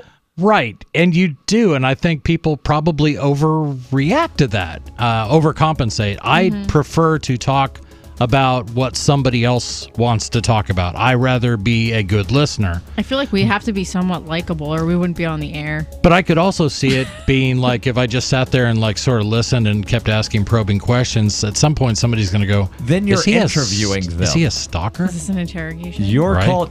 Am I being detained? Your calls and thoughts welcome. 855-450 free. Maybe I want to be detained. From the 6th letter of Captain Mark.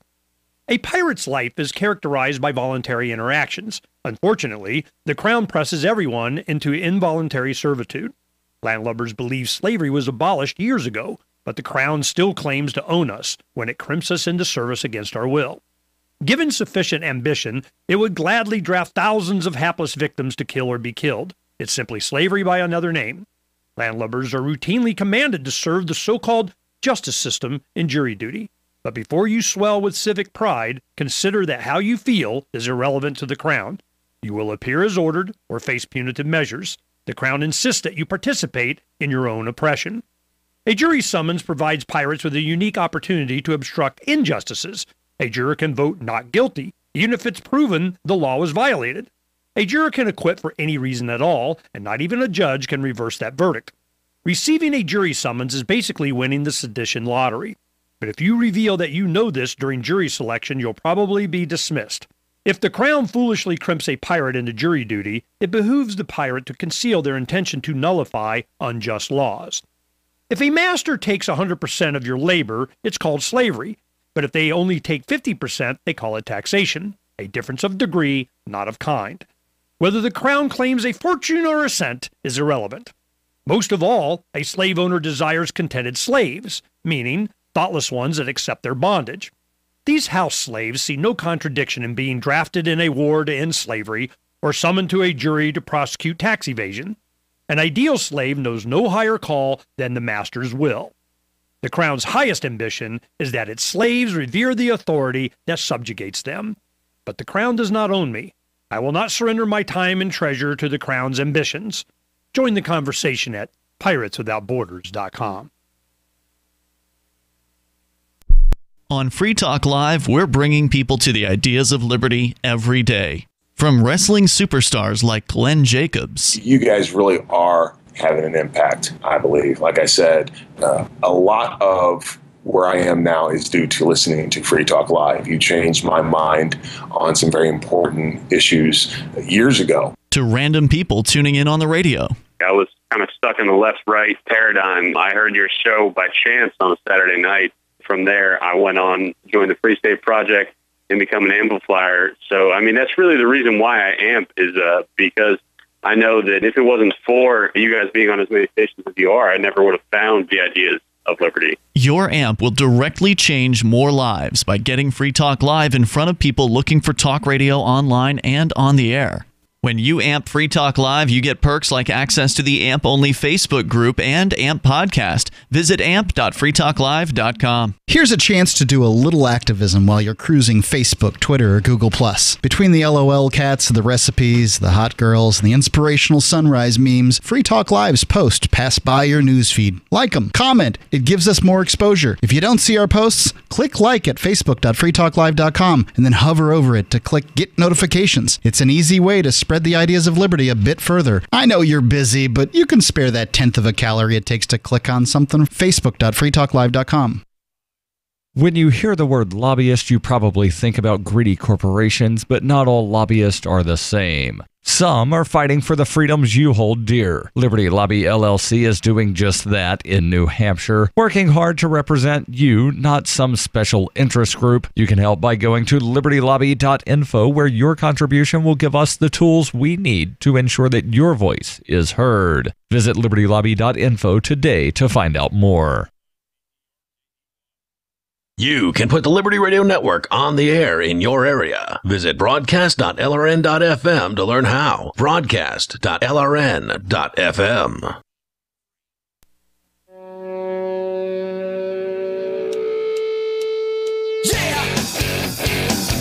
This is Free Talk Live.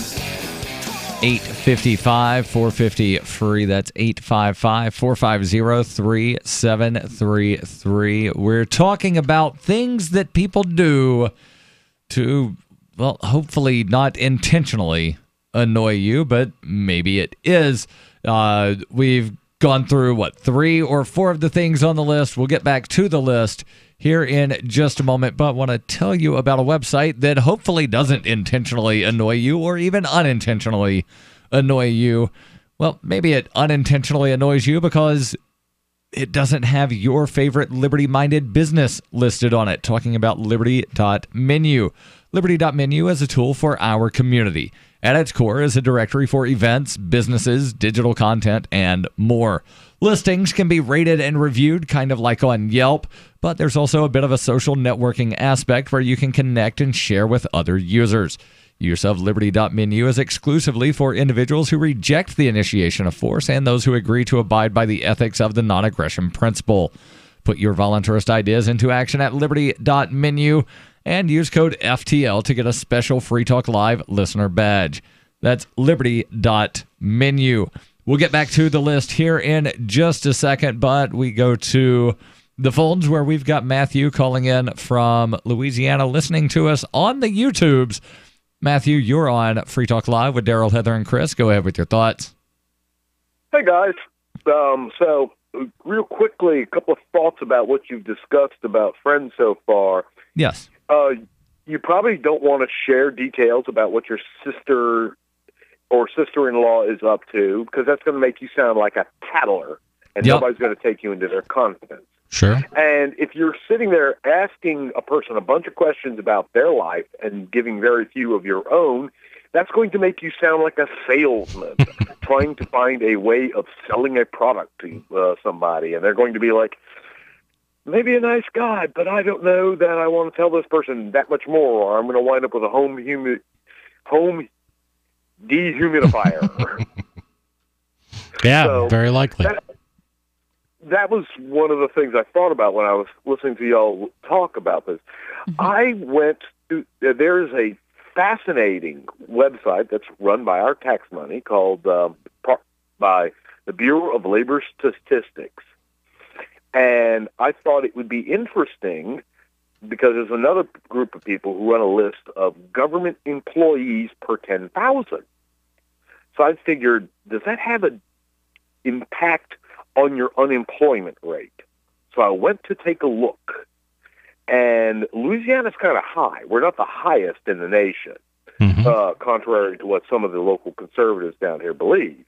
But we're right in there with like a big number. And some of those government employees are unique to this region.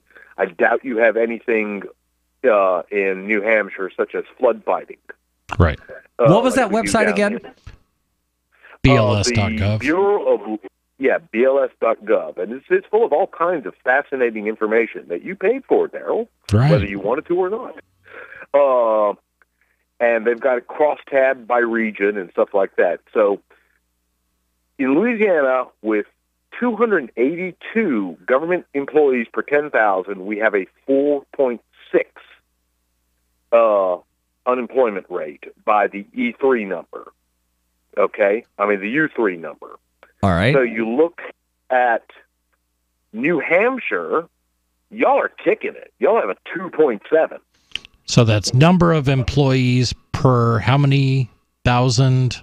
Per 10,000. Per 10. So two government employees per 10,000 real people. That's not too bad. I'd go for 0. Right. Well, New Hampshire, we have about 3. Y'all have about 2. But like I said, y'all don't have to fight flood.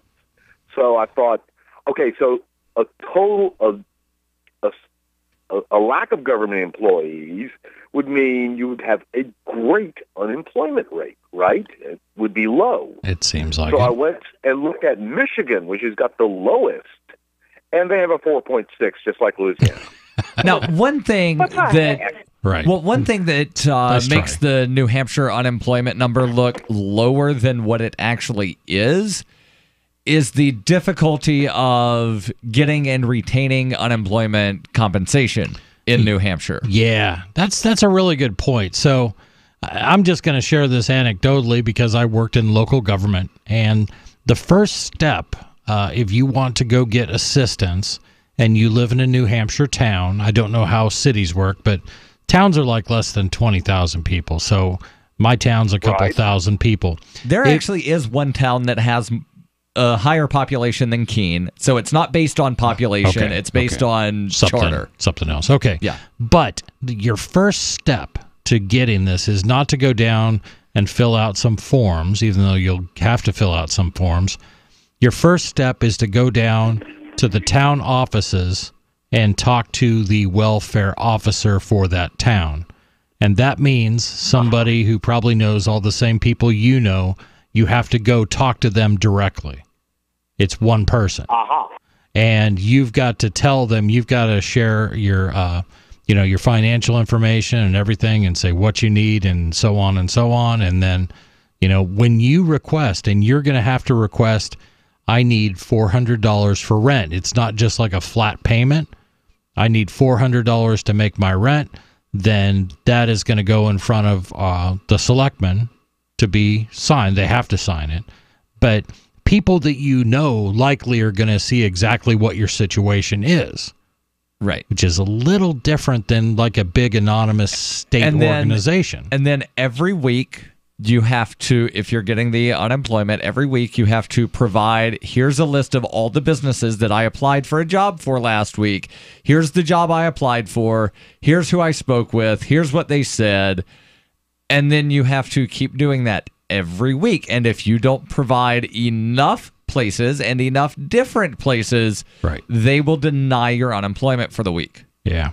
So it's challenging. I think it should be that way. Go ahead. There are some people that they will just opt to not collect it instead of jumping through the hoops and hurdles and then telling their next door neighbor all of their financials. Right. Go ahead. Okay, that's interesting because in Louisiana we have an office. You go down, you fill out the paperwork. If you have been laid off or fired without cause, in other words, it wasn't anything you did, Right. Now, if you are unemployed with cause, you are not entitled to receive unemployment. It means you did something to cheese off your employer that was avoidable, an avoidable action on your part, such as not showing up for work. No call, no show. Or mooning him while standing on his desk. Then your employer can just tell the unemployment office, no, and this is why, and I have it documented. Right. And you're just SOL. But even if you get unemployment, it's only 1/3 of what your pay was. Yeah. So it behooves you to immediately seek employment. Right. And it also behooves you not to have bad references in your background. Right. Matthew, thank you for the call. Your calls and thoughts welcome. 855-450-FREE. That's 855-450-3733. Now, what you could do, just tell somebody that you were the general manager of Toys R Us. How are they going to check that? This is Free Talk Live. Most of you know that heart disease is the #1 silent killer in the U.S. What if I told you for just $54.95 a month you could fight against heart disease naturally? At Heart and Body Extract, we've been helping thousands of people get back to a healthier heart. Don't just take my word for it. Check out all of the success stories at hbextract.com, or to order, call 866-295-5305. That's 866-295-5305. hbextract.com. Don't risk it when you can take charge of it. This is Dan Pilla. Do you owe the IRS money you can't pay? Are tax debts crippling you? I've defended people from the IRS for over 30 years. I've helped thousands, and I can help you too. I wrote the book on IRS settlement, and I'm telling you, there's no such thing as a hopeless case. Call 800-34-NO-TAX to finally get free of IRS debt. With the IRS's new programs, there's never been a better time to solve your problem. Call 800-34-NO-TAX. That's 800-34-NO-TAX, or my website, danpilla.com. The Free State Project has reached its goal of 20,000 liberty lovers who've pledged to move to New Hampshire and get active to achieve liberty in our lifetime. Perhaps you're trying to figure out what part of New Hampshire should be your destination. If so, consider Keene. You'll find more than 150 reasons to move to Keene at move.freekeene.com. Keene is famous for its historic, publicity-generating activism, as well as being the liberty media capital of the world. It's home to freekeene.com, New Hampshire's destination for liberty activism, news, and opinion. For years, we've been compiling over 150 reasons to move to Keene at move.freekeene.com, where you'll learn about some of what's happening here and what makes Keene a great place to live. If you love liberty, you'll probably enjoy anywhere you end up in the Shire. But do your due diligence first. Please visit move.freekeene.com for the full list of over 150 reasons to move to Keene. That's move.freekeene.com. Hi, this is Mark Edge of Free Talk Live. Michael W. Dean's book, User's Manual for the Human Experience, changed my life. In a culture that attempts to turn you into a compliant victim, this book gives you implementable steps on everything from how to be aware of your environment walking down the street to business, to how to handle a toxic person in your life. If you're a human, you need to read this book at least once. Go to Amazon and get the Kindle version, or paperback, or an audiobook of A User's Manual for the Human Experience.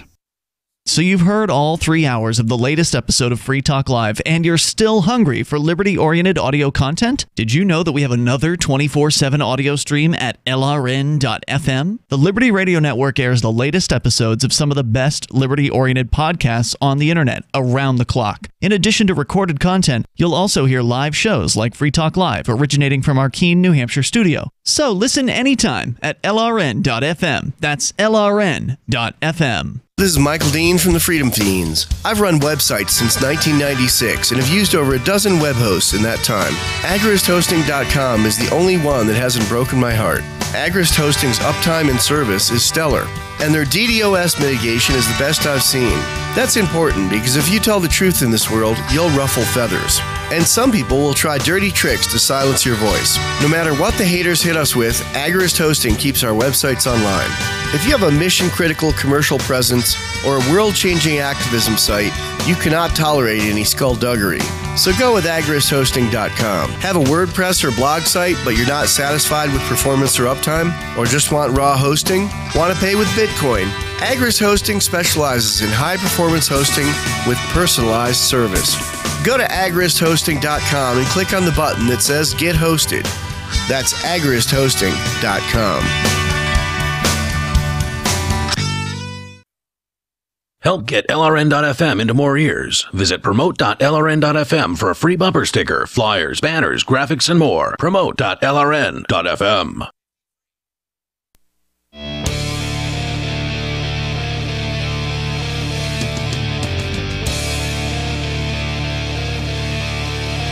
This is Free Talk Live, 855-450-FREE. That's 855-450-3733. We're going over a list of things that people do that annoy other people. And one of them on the list was, well, most of these seem to be about social media, but they could also relate to, like, what is often referred to as meet space, so, face-to-face. Can we just say real life? Like people you really meet? Now we have to come up with space? Meat space. So we're basically, meat meat bags with a skeleton.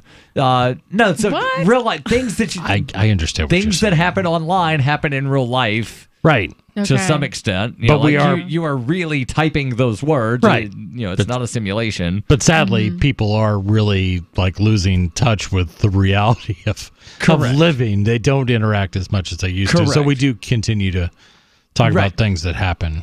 So the one was about, posting too much on social media. One was having too many connections on social media. One sharing too many photos. Right. But then the other was, the last one was, or one of the last ones was about opening up too quickly and not, sharing enough personal info and just basically interviewing somebody. Asking someone questions without talking about yourself at all. Then that led to sort of a broader discussion of friends versus acquaintances. Mm-hmm. Right. Which I think is it's a good discussion to have. The next one I think is, this is strictly an online thing, but posting a close-up profile photo. This turns people off. So where it's just the face and it's done in such an angle to where, got to get rid of that double chin, and got to this, got to that, and then all of these filters. What is it with all the damn barnyard animal things that chicks add to their profile pictures on OkCupid? Oh, I don't know. I'm not on OkCupid. Hear that, Colleen? I don't know that one. What's that? I got a close-up profile picture On OkCupid? No, not on OkCupid. Well, that's what Daryl and I were talking about. No, I meant. Oh, you mean like Facebook? Yes. Okay. So, what this says is if your LinkedIn profile features an image of your face practically smushed up against the camera, you'd be wise to change it. Research from California Institute of Technology suggests that faces photographed from about 45 centimeters, which is about 1.5 feet away, are considered less trustworthy, attractive, and competent than faces photographed from 135 centimeters, which is about 4.5 feet away. So when I think of the typical selfie, then your typical selfie is probably going to cause people. Yeah. Maybe if you've got a long arm. Yeah, it's somewhere, but it's still approaching where, at least according to researchers at California Institute of Technology, are saying people will consider you less trustworthy. Right. So that's dumb. Why? Is that dumb? Do you like your face? I don't know. Let me. I like my face.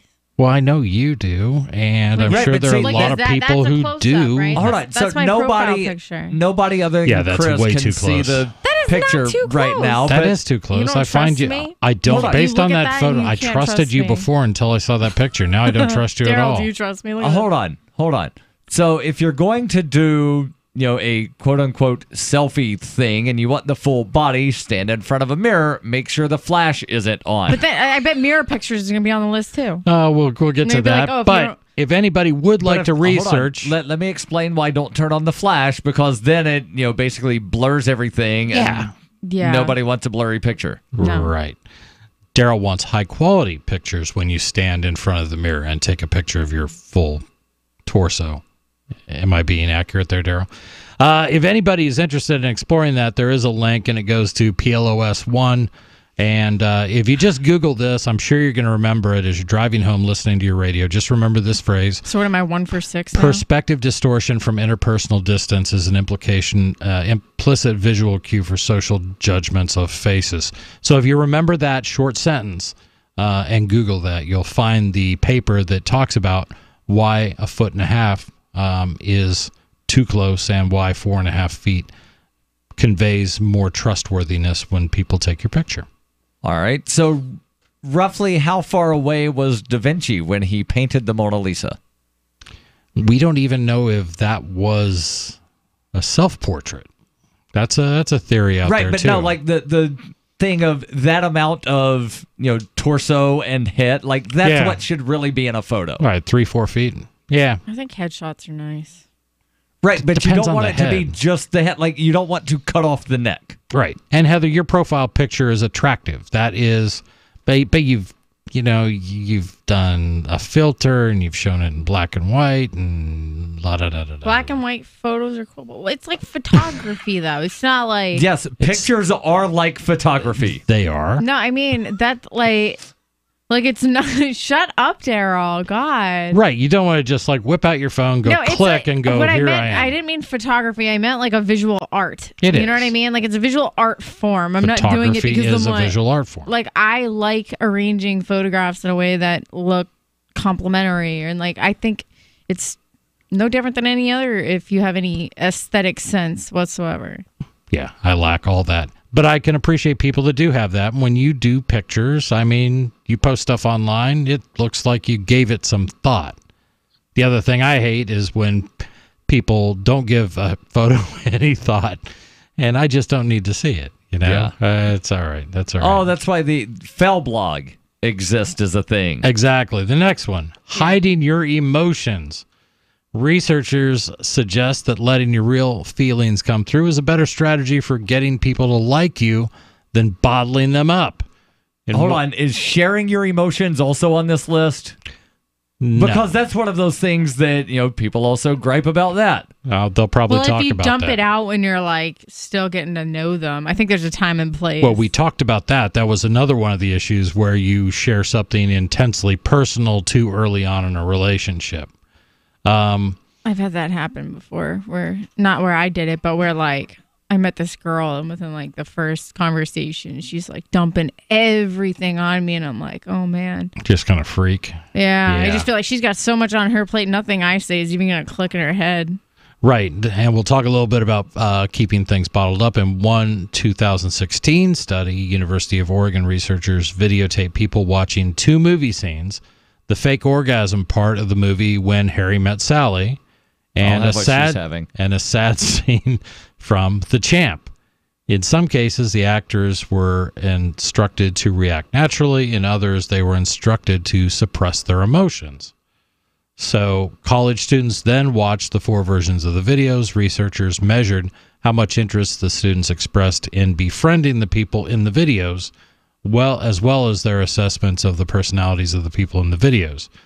Researchers showed that suppressors, people that suppress their feelings, were judged less likable, as well as less extroverted and agreeable than people who emoted naturally. The researchers write, quote, "People do not pursue close relationships indiscriminately. They probably look for people who are likely to reciprocate their investments. So when perceivers detect that someone is hiding their emotions, they may interpret that as disinterest in the things that emotional expression facilitates closeness, social support, and interpersonal coordination." So yeah, you shouldn't suppress, your feelings, but there's a flip side of that, and I'm trying to think of the name of the movie. It'll come to me, but that guy who just pours it all out there and wants to show you how sensitive he is. Have you ever ran into that? Or someone who just constantly wants to demonstrate how sensitive a person they are and how they will cry at the slightest thing. And I mean, there's definitely plenty of people that post sob stuff on Facebook way too much. Right. But, seems as though in American society, the only emotions that men are allowed to express are joy and anger. Right. Your calls and thoughts welcome. 855-450-FREE. That's 855-450-3733. What are your thoughts? This is Free Talk Live. Imagine this is you. You're working late when you get an alert on your smartphone. Your motion-activated Blink security camera picked up something at home. You pop open the Blink app and see the silhouette of a man peering through your kitchen window. You dial 911 and the police roll. The job of a home security system is to help stop crime, which is why I chose Blink. Get 3 Blink cams for way less than the other guys, plus an extra 15% off. Visit blinkprotect.com/FTL. blinkprotect.com/FTL. The Bitcoin.com wallet is a simple and powerful full-featured wallet that allows you to send and receive Bitcoin, BTC, and Bitcoin Cash, BCH, with anyone, anywhere in the world. It supports both single and multi-signature wallets and is available in multiple languages. The Bitcoin.com wallet is available on Windows, Linux, Mac, Android, and iOS devices. Use the Bitcoin.com wallet to buy, send, store, and receive both Bitcoin, BTC, and Bitcoin Cash, BCH. Learn more at wallet.bitcoin.com. That's wallet.bitcoin.com. Now there's a proven powerful anti-inflammatory that absorbs 40 times better. Yes, Nano Curcumin Plus from One Planet Nutrition contains smaller particle size that allows absorption over 40 times better into your bloodstream. Nano Curcumin Plus may also help reduce pain and inflammation, detoxify, and help against heart disease and diabetes. Nano Curcumin Plus is now on sale at OnePlanetNutrition.com. Use promo code GCN for your special discount at OnePlanetNutrition.com, the next generation of nutritional supplementation. Bacon lovers, we ship free. Try our amazing bacon. No refrigeration required. Proprietary value-added packaging provides 10-year shelf life and protects the leanest, thickest, center-cut, fully cooked bacon in America today. Ready to eat right from the pouch or warm and serve. Savory and delicious. Wholesale price for your everyday use. Order today at readytoeatbacon.com. readytoeatbacon.com. Is spreading the message of liberty, cryptocurrency, and peace around the globe worth $2 per month to you?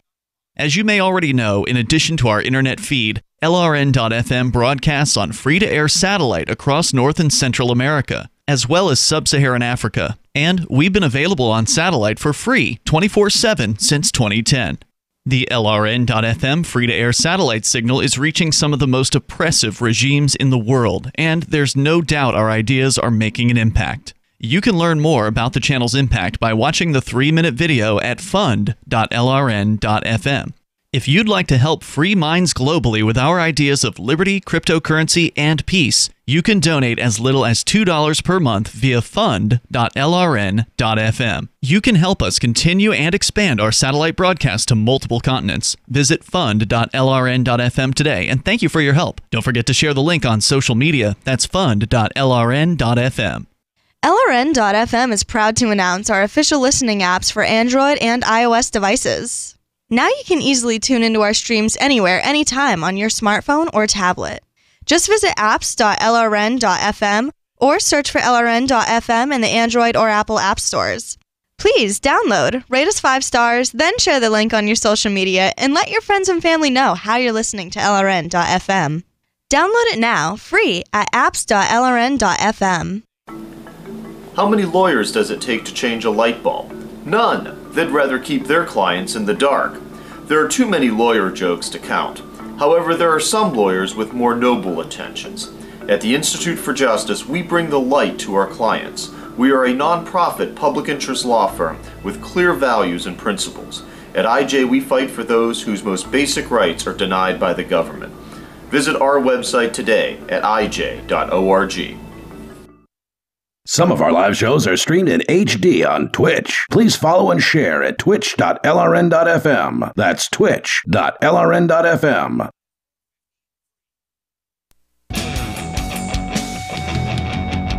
This is Free Talk Live.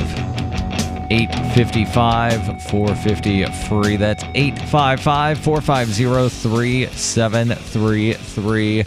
We're talking about things that people do that annoy other people. Most of these are things related to social media. Some of them are related to, real life with real human interactions, not just sitting behind a keyboard, banging on it and screeching at people.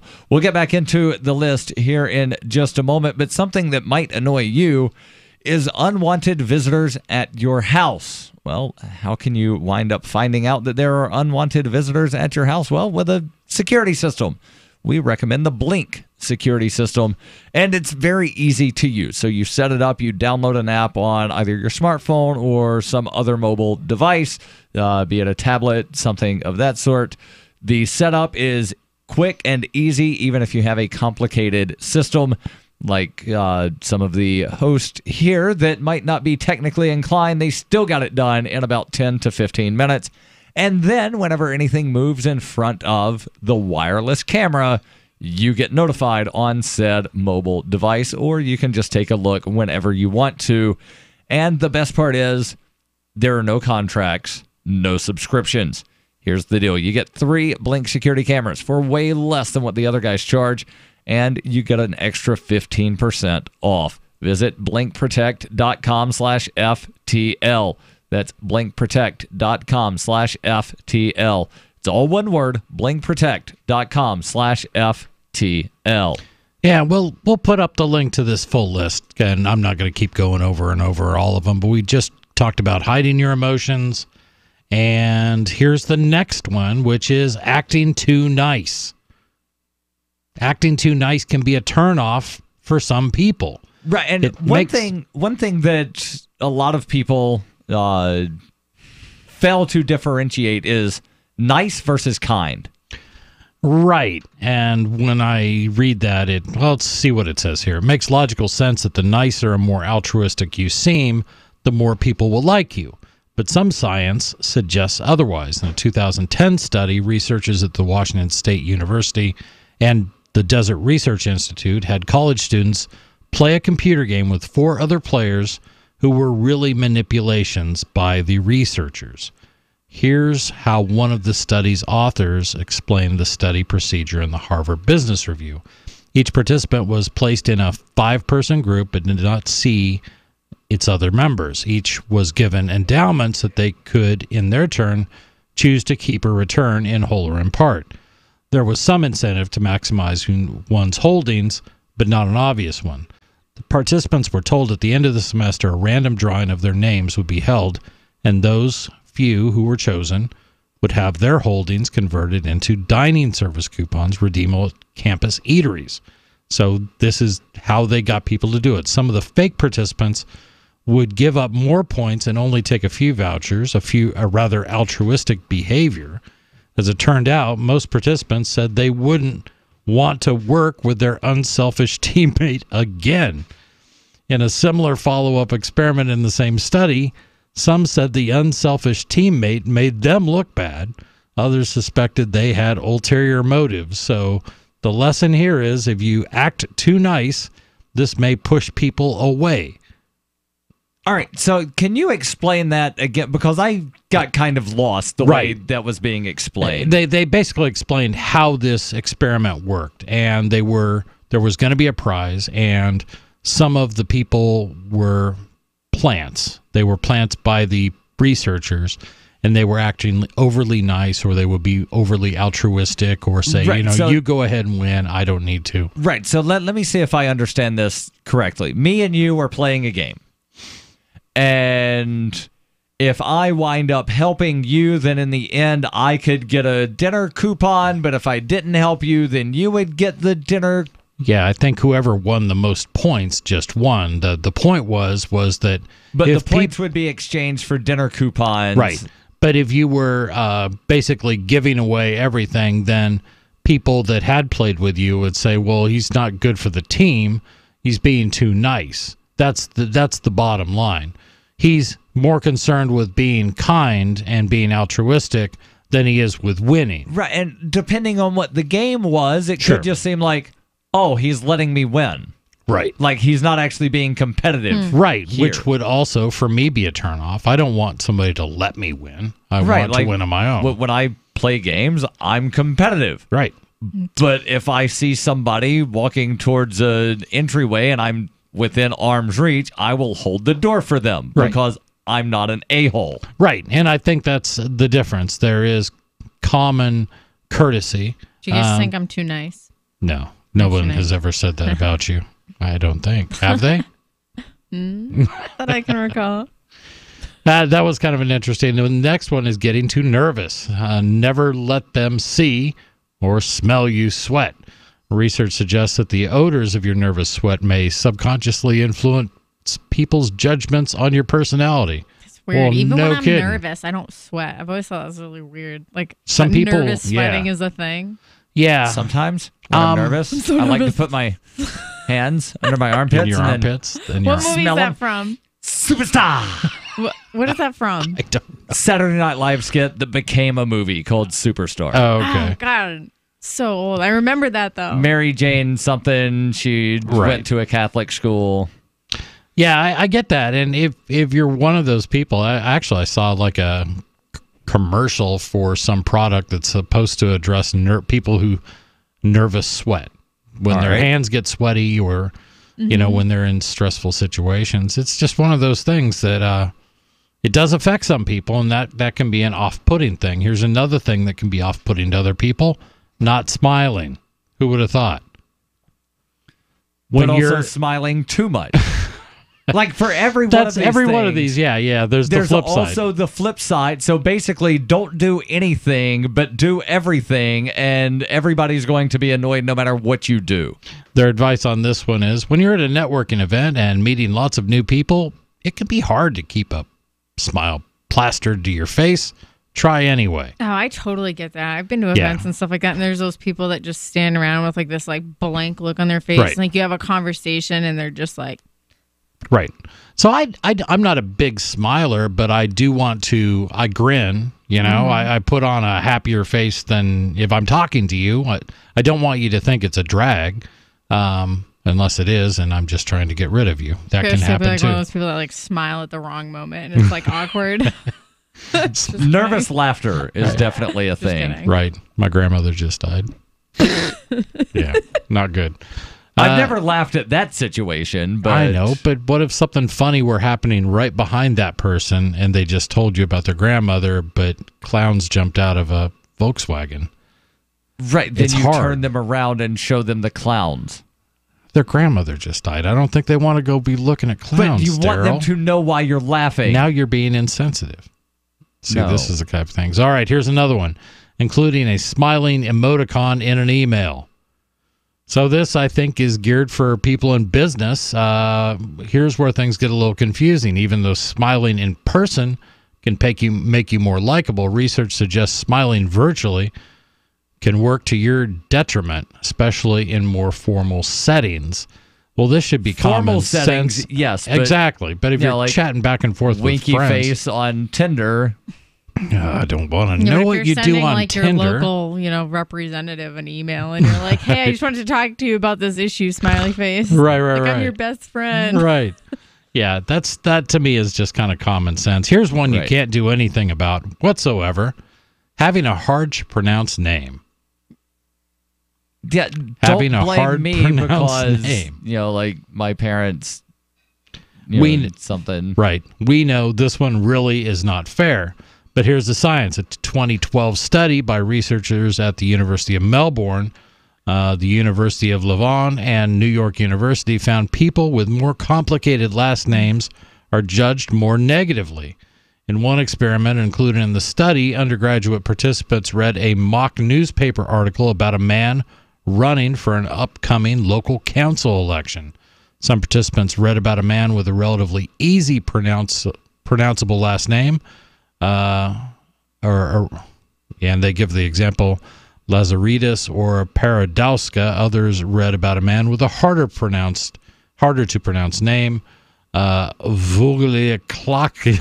I can't even pronounce. I think you're just making syllables up now. I think whoever wrote this is just making syllables up. They As probably are. As it turns out, participants who read about a man with a simpler name said that candidate was a better fit for the government position than participants who read about the man with a more complicated name. That is interesting. This also relates to people winding up getting higher levels of position in business. Oh, yeah. And I'll see if I can find the study on that. Nice. Plus, your calls and thoughts welcome. 855-450 free. That's 855-450-3733. This is Free Talk Live. Normal blood pressure, naturally. How would that make you feel? I'm Don from New Mexico. January of 2000, I had a heart attack.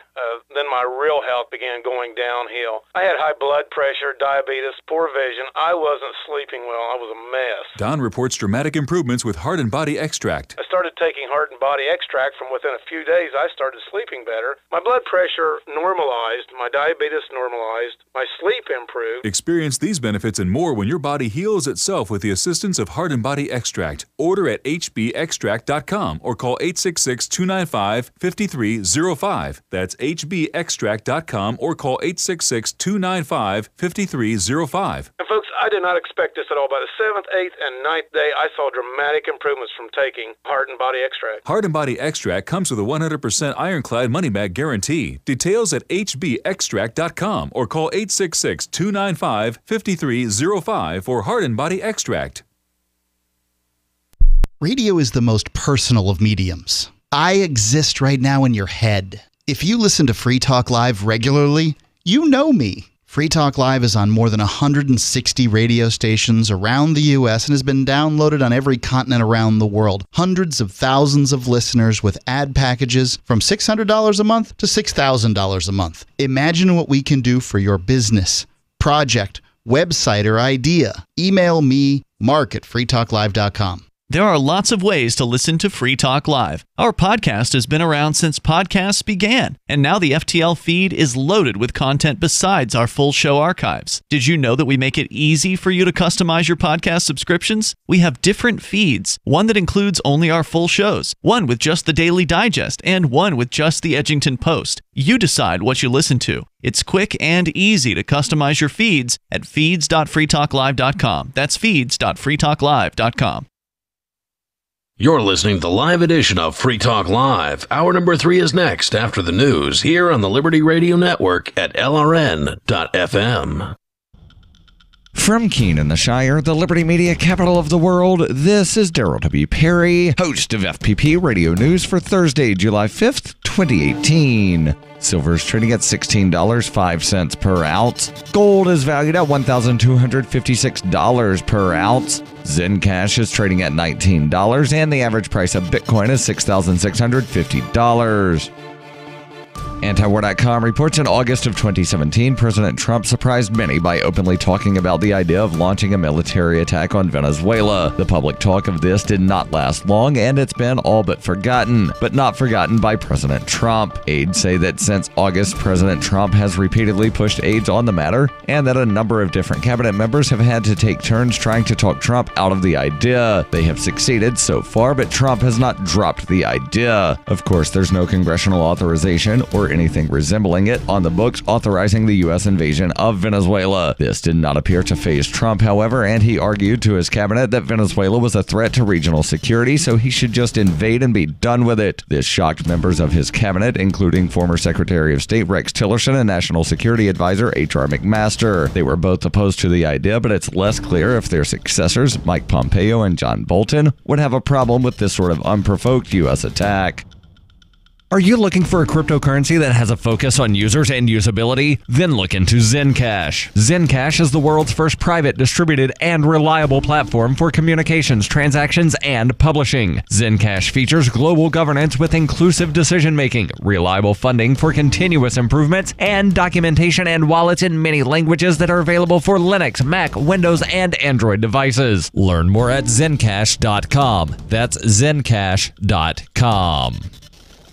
UPI reports a woman was arrested Wednesday after she climbed the Statue of Liberty to protest the Trump administration's immigration policies, according to officials. Therese Patricia Okomo was part of a previous protest at the base of the Statue of Liberty, where several activists from the New York City-based Rise and Resist, an anti-Trump group, held a banner that said, "Abolish ICE," referring to the Immigration and Custom Enforcement Agency. After several people were arrested in that demonstration, Okomo walked to another part of the statue base and refused to move until all the migrant children are released, according to to a New York City Police Department official. NYPD officer Brian Clacken said in a news conference she just kind of mentioned the children in Texas. Several officers tried to persuade her to come down from the statue. Clacken said it took about 3 hours to convince her to get down, and she apologized to officers for having to arrest her. She faces charges of interfering with national park regulations, trespassing, and disorderly conduct. After Okomo's arrest, Rise and Resist distanced itself from her actions. They issued a statement saying, "The person who climbed the Statue of Liberty was one of 40 participants in our planned banner action, but her decision to climb the statue was made independently of the group without consulting any other members of the group. We understand and share her desire to see the immediate release of children from detention and reunion with their parents. We hope that her legal representation will arrange for her release under her own recognizance." The Trump administration has received criticism in recent weeks for its zero-tolerance policy at the U.S.-Mexico border, which involved prosecuting all immigrants who entered the country illegally and, in some cases, separating children from their parents as the case gets moved through federal courts. In response to that criticism, President Donald Trump signed an executive order on June 20th to end the family separating policy, but some families have yet to be reunited. In 1999, Darryl W. Perry began a search for traditional values, which led him down a path to the ideas of liberty. He tells the story in A Rebel's Journey, My Path to Liberty. Of the book, Dr. Brian Sovereign says, "Sometimes it's funny, and sometimes I think it's crazy, but it's always authentic." Ask for A Rebel's Journey wherever books are sold, or visit arebelsjourney.com. Reuters reports U.S. Representative Steny Hoyer, the number 2 Democrat in the House of Representatives, serving as the minority whip, has been hospitalized with pneumonia and is expected to make a quick recovery, according to his office on Wednesday. 79-year-old Hoyer of Maryland was admitted to the George Washington University Hospital on Tuesday and diagnosed with pneumonia, according to spokeswoman Katie Grant. Grant said in a statement, "He is being treated with antibiotics and resting and is expected to make a full recovery quickly." Politico, which first reported the hospitalization, said Hoyer had campaigned over the weekend with Democratic incumbents and swing district candidates in Wisconsin and Illinois. You can support FPP Radio by shopping online. Every purchase you make from one of my affiliates at shop.fppradio.com helps fund FPP Radio. That's shop.fppradio.com. This has been FPP Radio News. Online at fppradio.com. Well, our own Rebecca Mera takes us on a tour of the Olympic Village. We have a full-size bed, lounge area, showers, plenty of space, which is great because I'm constantly having sex in there. The Village is a temporary home to the world's most physically impressive athletic men and women. It was important to the Olympic Committee to give them a comfortable, state-of-the-art area to each other's brains out while they're not competing. We have a pool where they can have a sex, a theater where they can have a sex. All these athletes are hot, horny, ready to go. They deserve the best. I was in Vancouver where I got eaten up by this French speed skater. I have to say, these facilities are even better, and I'm going to try to a Japanese guy. You've spared no expense. These athletes deserve the best. They sacrifice so much for their countries. They deserve to be able to until their and can't take it anymore. And these facilities won't go to waste. Once the Olympics are over, they'll be converted to a resort where Russian businessmen can come to their prostitutes. This is the Onion News Network.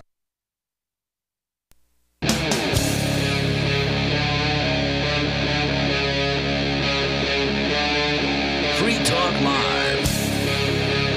This is Free Talk Live. Kicking off our number 3 in studio tonight. It's Daryl. And Heather. And Chris. And you can join us by dialing toll-free 855-450-FREE. That's 855-450-3733. And if you have an easy-to-pronounce name, apparently we're going to like you more because science or something. Chris, you've got a list of things that people do, either intentionally or unintentionally, that annoy others, and the one that you just read was having a hard-to-pronounce name. Yep. Which reminded me of something that I read a while back about some of the things in the business world about easy-to-pronounce and hard-to-pronounce names. And there's actually an article from Business Insider. Without going into too much detail here, they just have a list of various things of how your name affects your success. Right. Easy to pronounce name means people will favor you more. If your name is common, you're more likely to get hired. That means people named James, Mary, John, and Patricia are in luck. And then they link over to a study from Marquette University. And then sort of on the flip side, uncommon names are associated with juvenile delinquency. And they link over to a study from Shippensburg University. Having, shall we say, easy names. For example, here, The Atlantic cited a study where people filled out applications.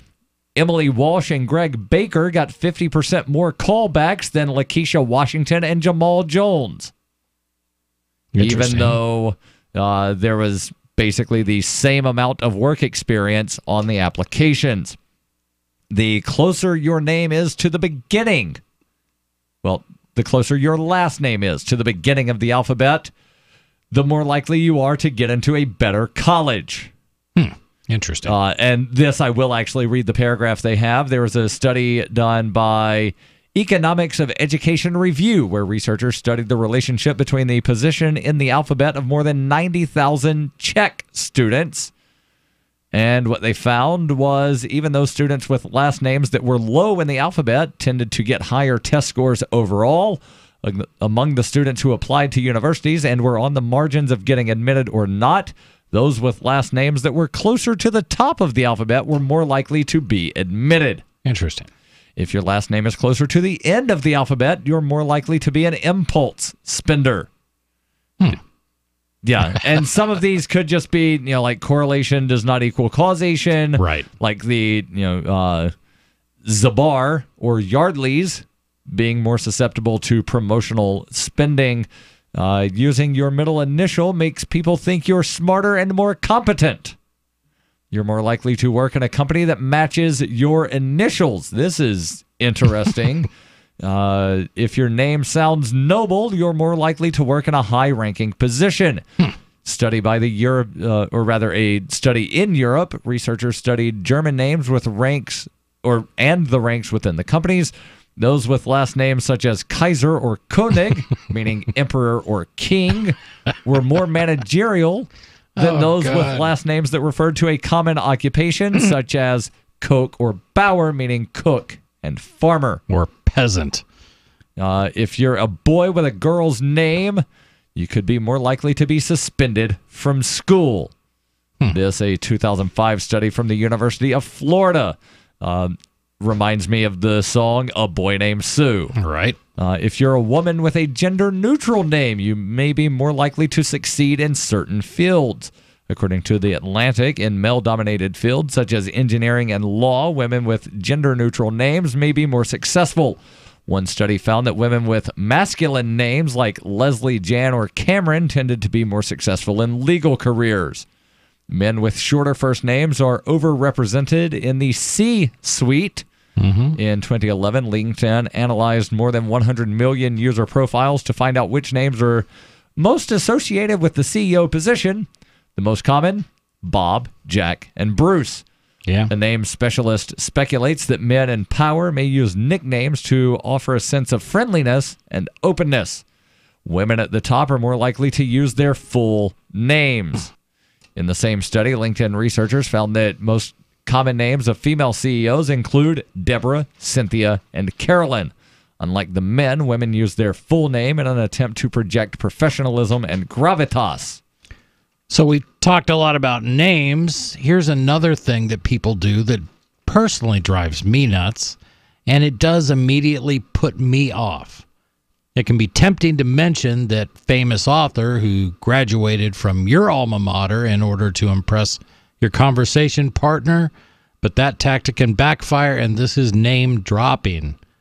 Oh, so like that time I almost met Cat Williams. Or my good friend, such and such. Oh, yes. And I just, that kind of thing drives me nuts. I mean, you're just instantly trying to impress me. And if you're trying to impress me, here's how I take it. Then there must not be much else that you could impress me with because you keep bringing up other people. Right. You're talking about other people.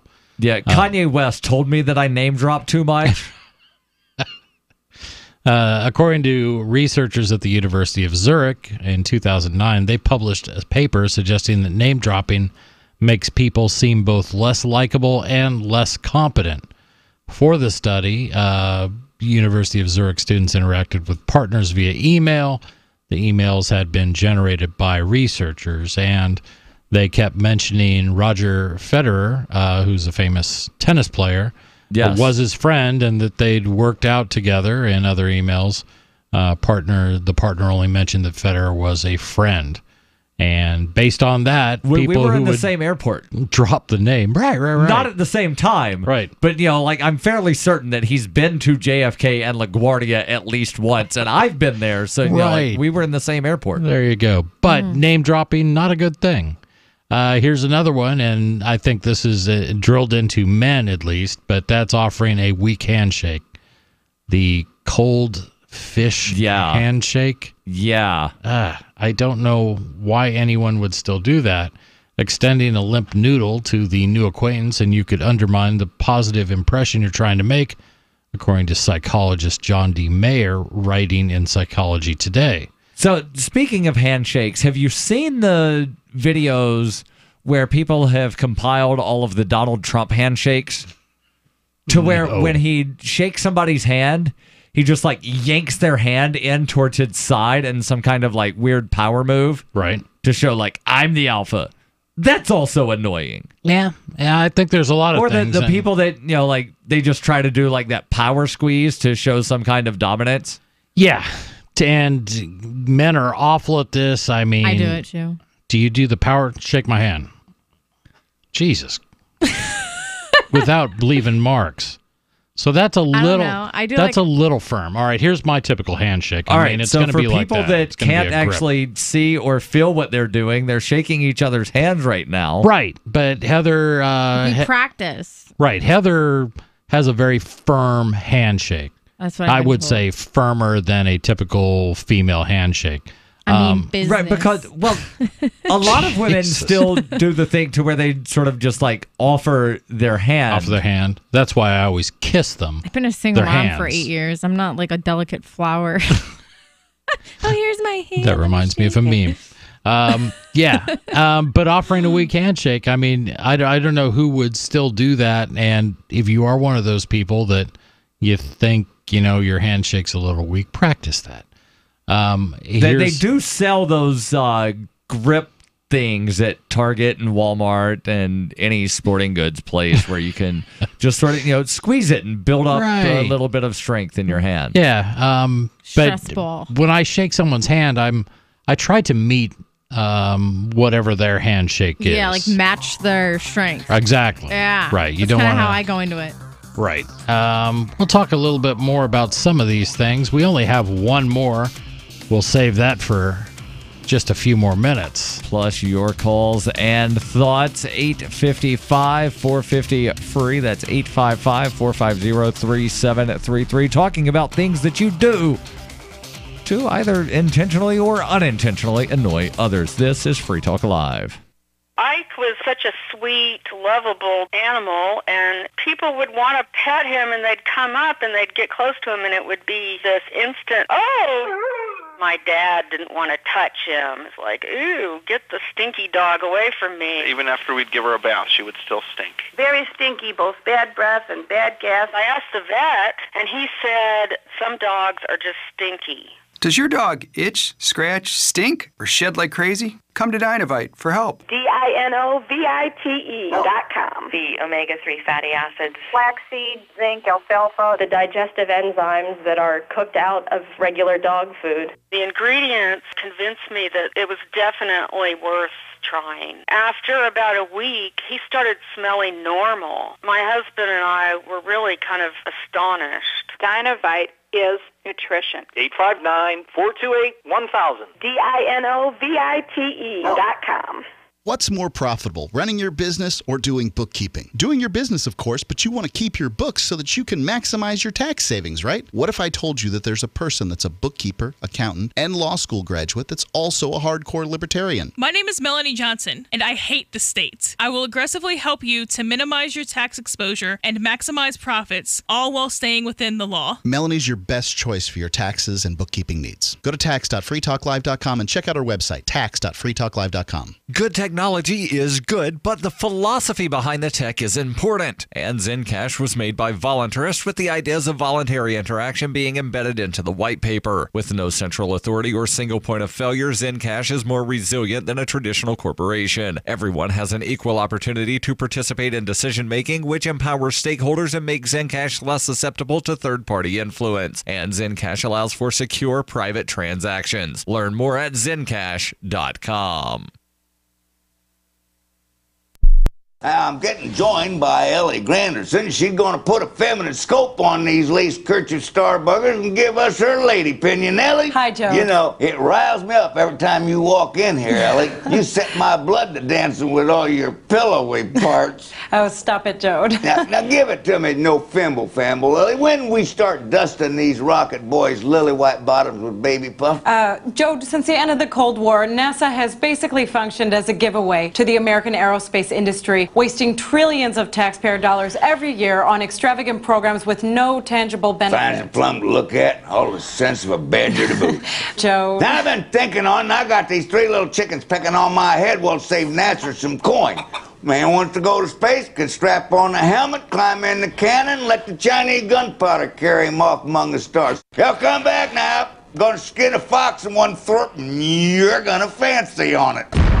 This is the Onion News Network. LRN.FM now has a Discord. Discord is a free text and voice chat platform, and we now have our own server with a bunch of channels at discord.lrn.fm. You can join other listeners as they chat about various things during our live shows, or anytime, day or night. Discord software is available cross-platform, so you can have it on whatever device you want and take your chats anywhere. Join our Discord at discord.lrn.fm. That's discord.lrn.fm. This Your Family Today tip is brought to you by Boost Kid Essentials Nutritionally Complete Drink, providing your picky eater with essential nutrition and great taste in one drink. Visit us at kidessentials.com. To make sure your kids eat healthy, follow the 5-a-day plan. Serve 3 servings of vegetables and 2 servings of fruit daily. Remember, a serving could just mean a piece of fruit or a half cup of veggies. If your kids are picky eaters, ask a nutritionist about other sources. For more tips like these, visit us at parenthood.com/yourfamilytoday. Love what we do? Please help support our international satellite channels at patreon.lrn.fm. That's patreon.lrn.fm.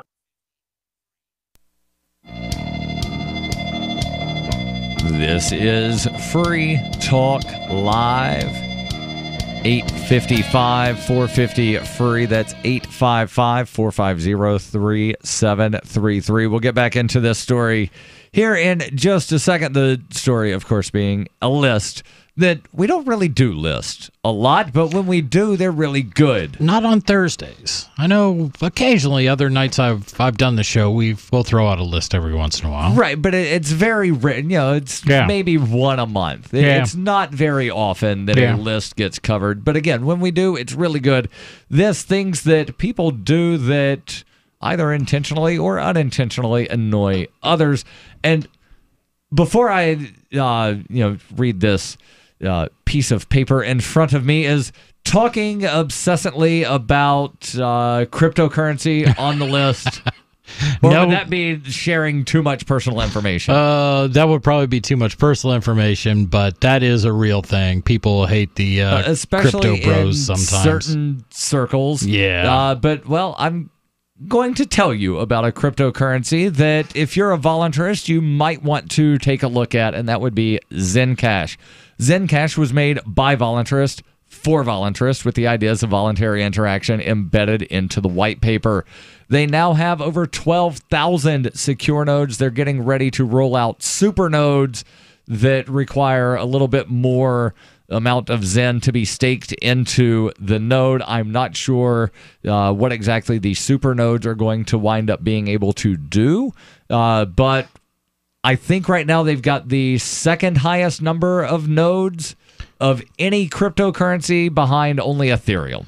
Pretty high. Usually what supernodes do, the benefit to operating a supernode is generally receiving more payout for either processing transactions or something like that. And Zencash also allows for secure private transactions using zero-knowledge proofs, something in the crypto sphere called ZK Snarks. You can learn more at zencash.com. That's zencash.com. So we've been talking through this Business Insider article about things that we may unintentionally or have no control over, I think it's a better way of putting it, that may turn people off. Right, like having a difficult-to-pronounce last name, Mr. I've been spelling my name for 40 years. What's that? I don't think your last name is bad. Do we pronounce I think all three of us the have fairly normal names.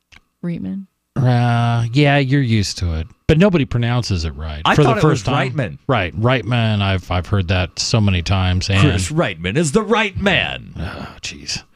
I've heard that so many times. Yeah. Fortunately, my first name is Chris. Unlike what my grandfather, who was very insistent that if I had been born a girl, I carry on the Reitman family name of Pancrats. Pancrase? Pancrats. Pancratz. Like the last name? No, that would have been the first name should I have been a girl, and my grandfather would have got his your way. Parents must hate little girls. All right. Nah, they named my You actually have a relative named Pancrats? Apparently on my paternal side, there's lots of Pancrats throughout history. Pancrats Reitman is a very popular woman's name in Switzerland. Terrible. It is horrible. Terrible. It is horrible. It's like naming your kid like Barf or something. Right. Like, that's so bad. So instead I that is one thing that I like doing. It's horrible. It sounds like very It's icky. unappealing. Yeah, like looking at genealogies and seeing some of the weird names. So one of my, I forget how many great grandfathers was Extermander. Extramander? Exter was the first name. Exter. Mander was the middle name. My maternal grandfather was Ollie Exter, and he was a junior. So Extermander was his grandfather. Right. Yeah, there was also a couple of George Washington somethings. Grainberry That's a good is one. my favorite. I got First one for name ya. Green, middle name Berry, not Barry. No.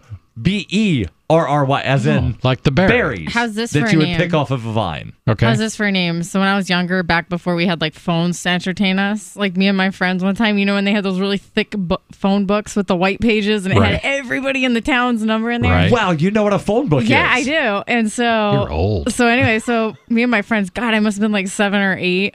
And we were like flipping through the phone book looking for funny sounding names. So we'd like look up the word butt or something. And then we'd see all the people with the last name Butt. And there was this guy in Brewster. And I swear to God, his last name was Buttman. And his first name was Harry. My mother, God, what the hell was his name? To this day, I've never forgotten it. Harry I think- Buttman from Brewster.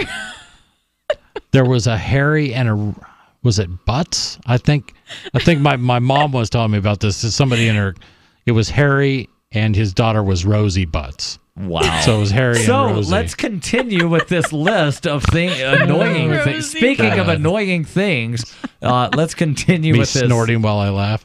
list So we're here. down to the last one, and this one is just going to take everybody by surprise, but it's acting like you don't like someone. Psychologists have But I known don't like you, Chris. I think Rosie's worse than Harry. right? Psychologists have known for a while about a phenomenon called reciprocity of liking. When we think someone likes us, we tend to like them as well. So in 1959, a study published in Human Relations, for example, participants were told that certain members of a group discussion would probably like them. These group members were chosen randomly by the experimenter. After the discussion, participants indicated that the people they liked best were the ones who supposedly liked them. So how you I don't know if you've ever been in a conversation where you just sort of you were disinterested or something they did was off-putting to you, right? And you just sort of kind of okay, I'm sort of paying attention. That person's probably less likely to like you too, right? So it's sort of reciprocity. But that's a list. We'll put the link up on social media, and you guys will be able to find it there. And it's kind of interesting to go through these types of things. Yeah. Sometimes take them like a grain of salt anyway. Right. I mean, you could find a million other lists that say probably the exact opposite. So who the heck knows? Right, and Can't that's please one everyone. of the things I was pointing out. And like some of those things was like, oh well, the complete opposite annoys people too. So you've got to find that fine line somewhere in the middle. Yeah. And then if you toe the line, somebody's going to be annoyed because you're on the line and not to the left or the right. Well, so I know some people are annoyed by like political posts while other people like them. So it's like some people are annoyed by pictures of your dinner while other people like them. Right. But I think when we interact with other people, we tailor our behavior to what we think will work best. Mm-hmm. And I do that. That's something, going back to like the whole social media thing, love Facebook or hate Facebook, at least Facebook has the group options to where you can wind up saying, all right, I'm going to put the vast majority of my post about running in this running group that I'm in. So only your running friends see it, right? Or, like this internal party infighting stuff. Put that all in one internal party infighting group. I don't need that. Right. I don't need to see that on your main wall. Yeah, I just try to But definitely show your running pictures. I like those. #Metal Monday. This is Free Talk Live. God. We'll be back with more, plus your calls and thoughts. 855-450-FREE. Healthcare reform is confusing. With the loss of the Obamacare mandate, those needing help can now choose an affordable alternative. By joining Liberty HealthShare, you're part of a community of health-conscious Americans all over the country who control their own healthcare costs and choices. Liberty HealthShare is not insurance. It is an association of self-pay patients who unite with like-minded people to share the cost of their medical needs. Neighbor helping neighbor. Learn more now by going to libertyoncall.org. That's libertyoncall.org. If you like alkaline water, or know someone that does, you're going to love the Dillon Living Water Bottle. It creates alkaline water on the go while reducing plastic waste and saving you money. Made with surgical-grade stainless steel, the Dillon bottle increases the pH up to 9 to deliver both alkaline and antioxidant water anywhere you want it. Alkaline water is healthier, tastes better, and can even boost energy. The Dillon bottle makes it easy and affordable to be healthy and achieve optimal hydration. Get your Dillon bottle today at dyln.co. That's dyln.co. Since time began, tyrants have taken aim at personal liberties. Now there's a movie that aims back. The government has no more right to tell us what to put in our bodies than they have to take our guns or tell us what books we can read. 6 drug police were eaten by bears while raiding a marijuana farm. On your knees, you dirty hippie! Jesus. On your knees! What's the problem, officer? Today, many cops who enforce pot laws do so only because it provides them with cushy jobs, good benefits, and a chance to push people around. I was an undercover narcotics officer. The drug war is nothing but a farce. The Second Amendment says you gotta keep you and your gat intact. Guns and Weed, The Road to Freedom. A film by Michael W. Dean and Nima Vadavi. DVD available now at gunsandweed.com or on Amazon. That's gunsandweed.com. Makes the perfect gift. Remember, that's gunsandweed.com. What do you shop for that you could otherwise buy at Amazon? Pretty much everything, right? Amazon has competitive pricing and they deliver, and that's a big plus. If you could plan ahead in your shopping, would you be interested in saving up to 33%? There's a catch. You have to do your shopping in Bitcoin. But imagine those savings. It's like a huge raise. All you have to do is go to saveitpurse.com. We've saved thousands, and you can too. Plan ahead and save. SaveItPurse.com. The 3 most important things you can do for Free Talk Live are: 1, share 1 episode a week on Facebook or in some other social networking site. 2, buy the things you buy online through shop.freetalklive.com. 3, give $5 a month to the AMP program. It's my firm belief that Free Talk Live's AMP program is the best use of your charitable dollar among liberty-oriented organizations. Support all the organizations you love. But make sure you give $5 a month to AMP at amp.freetalklive.com. The Shire Free Church offers a sanctuary to those seeking an escape from state churches. The Shire Free Church is an interfaith, diverse group of people that may not share identical theological beliefs. As a member in or minister of the Shire Free Church, you are a sovereign individual and may be the faith of your choice. We don't claim to have all of the answers. We are open to all peaceful people. We want to learn from each other.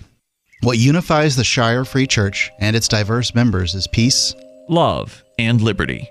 There are many paths to God, one for every individual. The Shire Free Church does not define a specific path beyond those parameters that must be your foundation. Peace as your way, love as your guide, and liberty as your light. Learn more at church.shiresociety.com. That's church.shiresociety.com. This is the Liberty Radio Network, broadcasting the latest liberty-oriented audio content 24 hours a day at LRN.FM.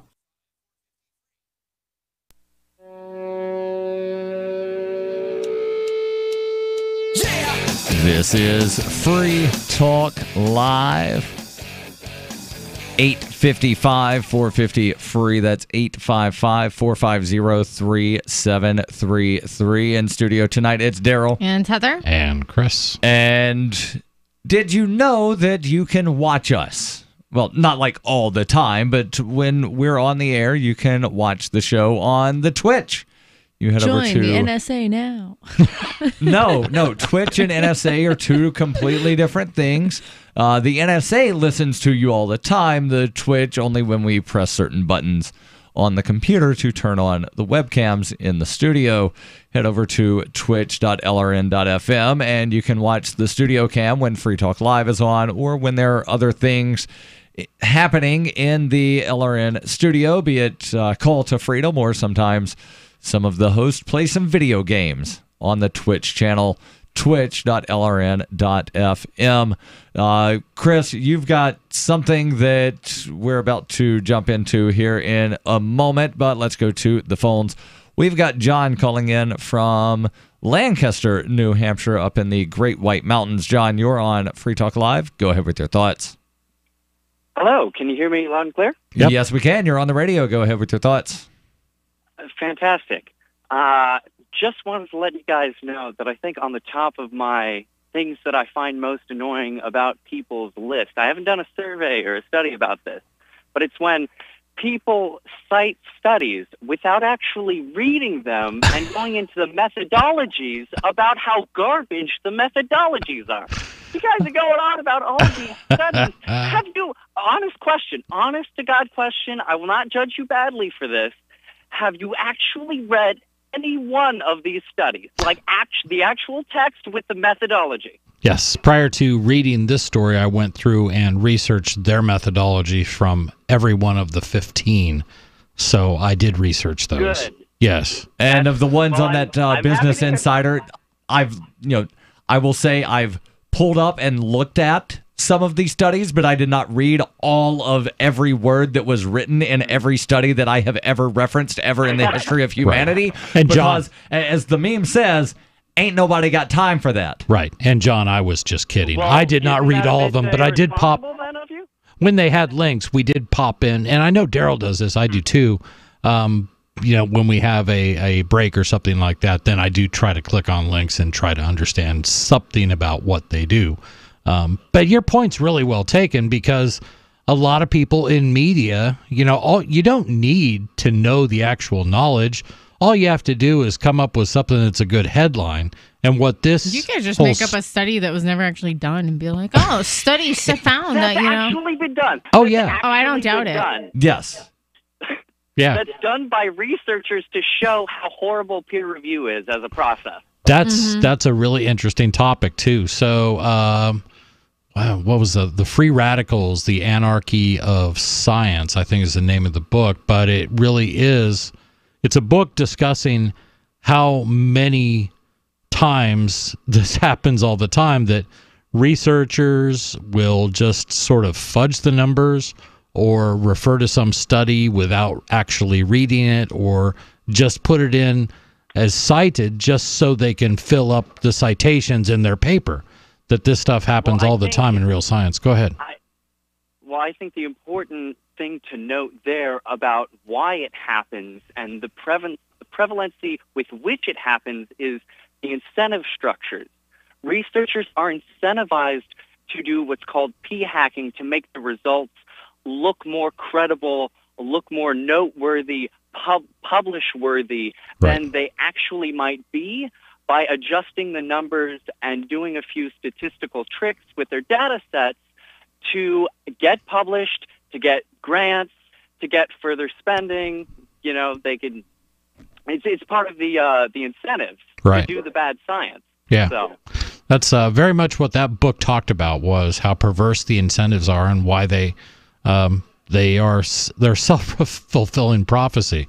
You know, you could do a study about how bad science is, and with lots of citations, and it could be published very widely, and it could all be BS. Well, that's why I think even not just studies, but like the national polls for the presidential debates, for example, like you're conducting polls. It's so easy to cherry pick a certain targeted population and like cherry pick poll numbers. Phrase your question slightly differently and get the results you want. Right. And one thing that annoys me, John, is when the people will wind up putting up a headline, and a lot of times like the clickbait websites will do this of do these 5 things and you'll be a millionaire, because they go through and ask millionaires, you know, hey, what are things that you do every day? Right. Oh, I wake up 3 hours before I go to work. No, just because you wake up 3 hours before you go to work does not mean that you're going to wind up making $1 million unless you wind up changing your career. Yeah. So, you know, it's like millionaire best practices would be a better headline, not wake up at 5 a.m., be a millionaire. Yeah. That's how it goes. Mm-hmm. John, any further thoughts? Yes. I just also wanted to reference a study out of the University of Missouri. Go ahead and look it up for yourself. I think it was published in 2016. They sent 9,000 fictitious resumes, testing exactly the same thing that you mentioned about with the race and gender correlating to whether people got called back or by employers. And their researchers found, quote, the labor market is constantly evolving. To best understand, our analysis reveals little evidence to suggest that employers discriminate by race or gender in responding to resumes.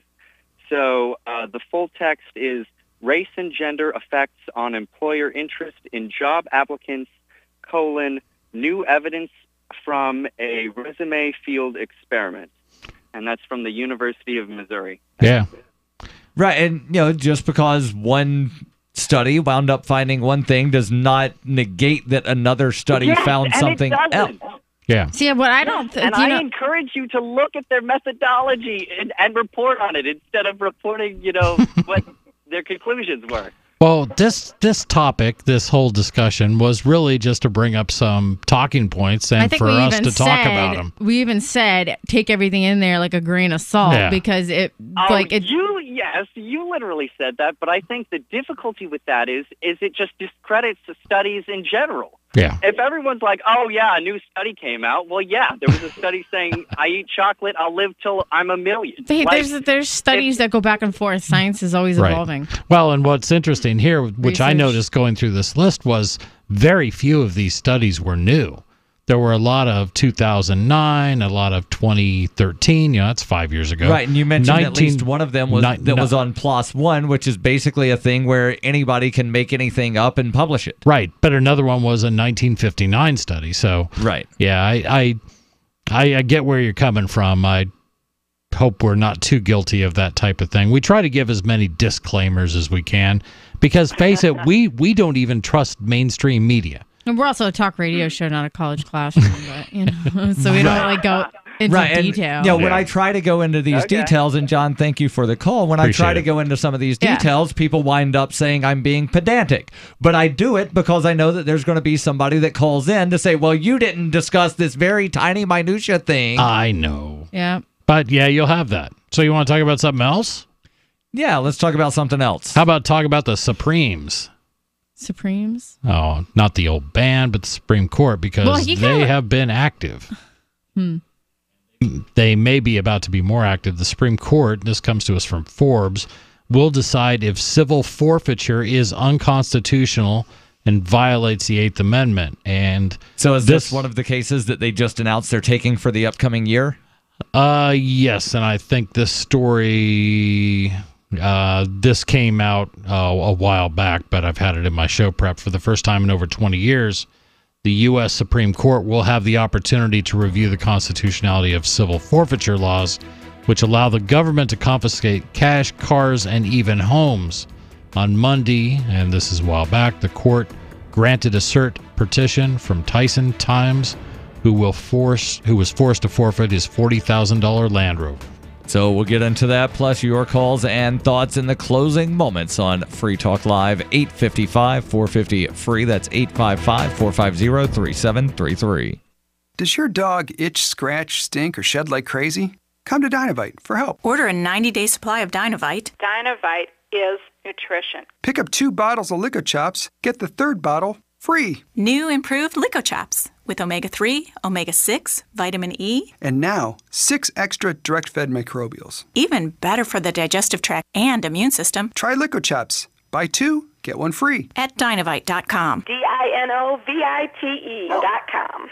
Cryptocurrencies are successful because of good technology. The liberty-loving voluntarists who founded Zencash in 2017 took the best tech, like zero-knowledge anonymity and decentralized autonomous organizations, and are creating a secure platform for money, messages, and media that can be sent to anyone, anywhere in the world. Zencash is a cryptocurrency dedicated to peace, anonymity, and decentralization. Find out more at Zencash.com. That's Zencash.com. I tried other brands, but I came back to my Sunshine. For the best hot or cold pain relief, get the best. Get a Sunny Bay heating pad. Sometimes life can be a pain in the neck, or back, or shoulder. And the best relief for that pain is a Sunny Bay heating pad.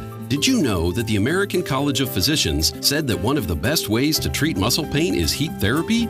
Sunny Bay heating pads are handmade with high quality, can be used at home or at work, and have a lifetime 100% positive rating on both Amazon and Etsy. Why take another pill? Many people use our Sunny Bay heating pads alone and got rid of the neck pain. Long distance travel or long hours in front of a computer can take its toll on your body. Our homegrown small business tries to help people just like us. That's why we design and test our handmade products with great care before we introduce them to the public. You can easily find Sunny Bay heating pads on Amazon. Just go to Amazon.com and search for Sunny Bay heating pads.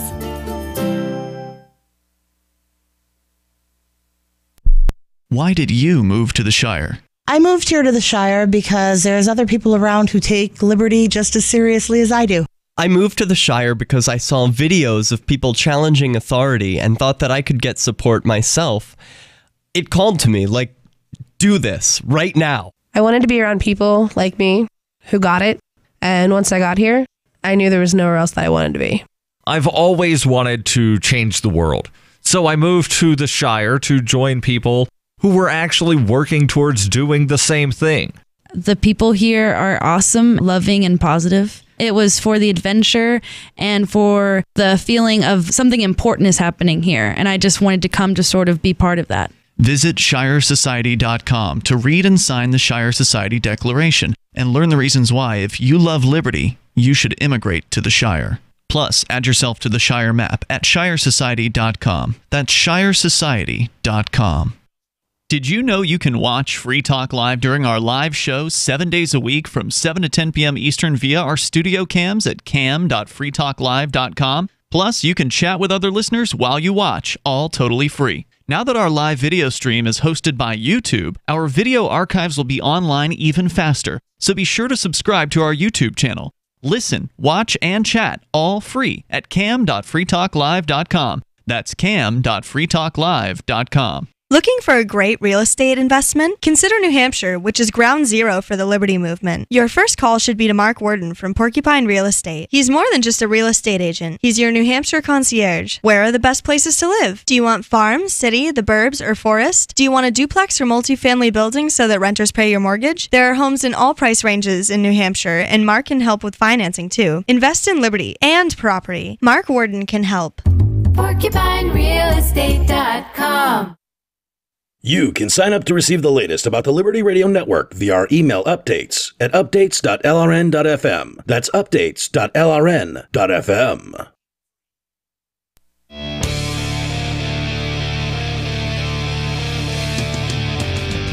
This is Free Talk Live.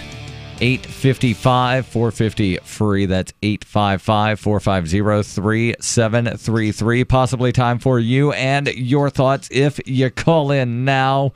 In studio tonight, it's Daryl. And Heather. And Chris. And we'll get to the phones here in just a second, but you've heard us talk about saveatpurse.com in the past. It's how you can wind up saving money on things that you're going to buy anyway from Amazon. Well, now Save at Purse is accepting Bitcoin Cash. That's BCH. So head over, saveatpurse.com. Use your Bitcoin Cash and save same way you would with the Bitcoin BTC, and save anywhere from 5 to 33% again on things that you were going to buy anyway. Saveatpurse.com now accepting Bitcoin Cash BCH. Let's go to the phones. We've got Dave calling in from Colorado Springs. Dave, you're on Free Talk Live. Go ahead with your thoughts. Yeah, have you guys caught on to this controversy going on in Berlin, New Hampshire about the Berlin Police Department? I don't know what controversy you're talking about. I was in New Orleans for basically the last week and was not on the internet very much at all. What was? Go ahead, tell us a little bit about it. Apparently, they tasered a 16-year-old or a teenager. I thought he was 16 at least, and there's some pictures of him that have been released from the hospital, and when you look at him, it's a little bit concerning. So I guess Rich Paul is in the early stages of brainstorming a demonstration up there. Okay. That's about all I know right now. Is that all you know, is that the Berlin cops did something and somebody's thinking about possibly maybe doing a demonstration of some sort at some point, maybe? Yeah, that's correct. That's as far as it's gotten. This is all pretty new. But yeah. I guess if you go to NH General Discussion or NH Cop Lock, it's under more detailed discussion there, and you need to find out more about it. I appreciate it.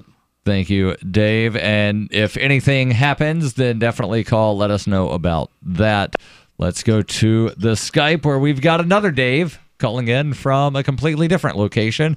This is Dave in New Mexico. Dave, you're on Free Talk Live. Go ahead with your thoughts. Yeah, Albuquerque, New Mexico. And let me annoy you with this. I had a different topic, but I'm going to save it for a reason I'll explain when I bring it up another day. Your earlier caller, I agree with that guy, and I think that we should read every word of everything that's ever been published ever, because we apparently have time to just sit and read everything. Let him finish. Let him finish. Go ahead. Chris, will you say it for me? What's that? Pedantic. But no, that's basically what the guy was saying, is that because we've not read every word of every study that's ever been published that we mentioned, then somehow nobody should listen to us about anything because we've not read every single word of everything. That's not what he said. That's basically what he said. Basically what he said. What he actually said was, I wish you guys would cite the sources and make sure you read them. And I'm not going to read every one of them. No. He asked if we read every word of every study that was referenced in 2 different articles. That's asking if all we ever do is sit down and read and don't do anything else. Right. And we know that's not realistic. And I absolutely... Go ahead.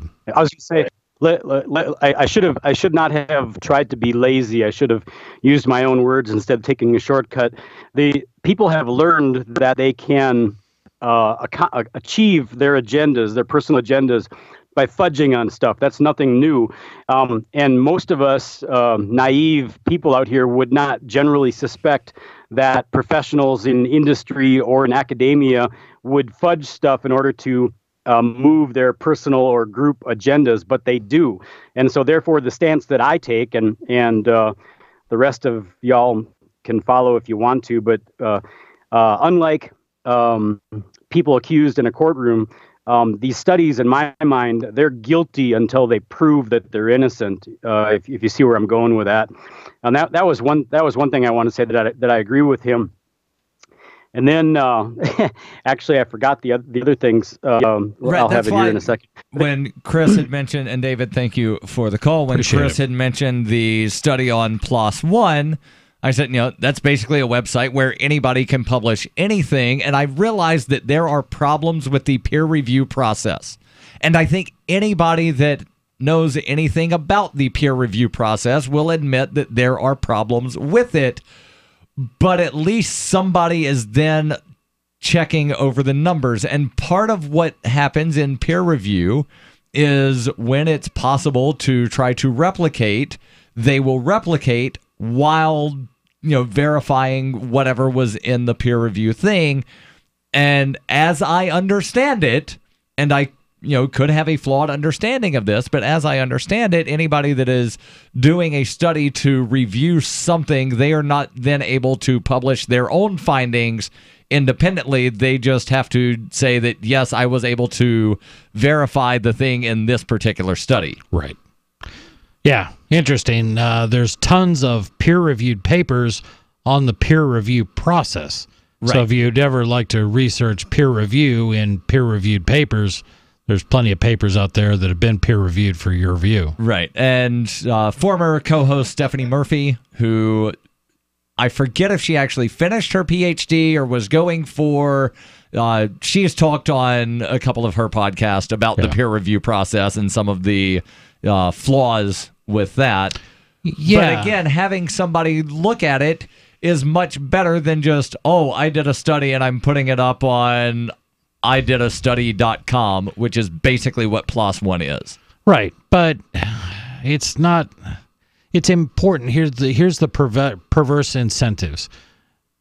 Scientists and researchers are perversely incentivized to get everything peer reviewed, and they're incentivized by their what's their tenure boards, right, and by their universities and things like that to get more money. They have better outlook in the future if they can say that I've published this, and this. I've had 5 peer-reviewed studies. Right.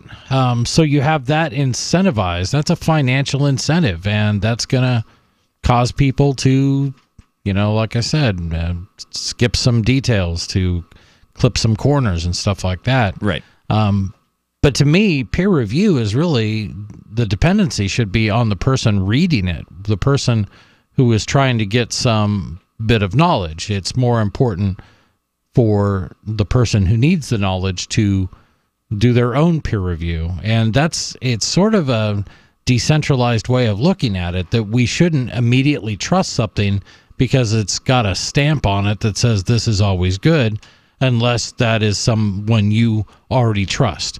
So just like, we talk a lot about systems that don't need government involvement, like, do we really need an FDA? Do we really need pick any other government organization? Right, I'll and probably because come up most with an of the argument of why we grants don't. wind up coming from a government, you're never going to see, right, a quote-unquote reputable study on that. And I'll tell you, one of the biggest complaints by people who are portrayed as climate change deniers is the fact that there is such a heavy bias towards studies that prove what the government wants to hear.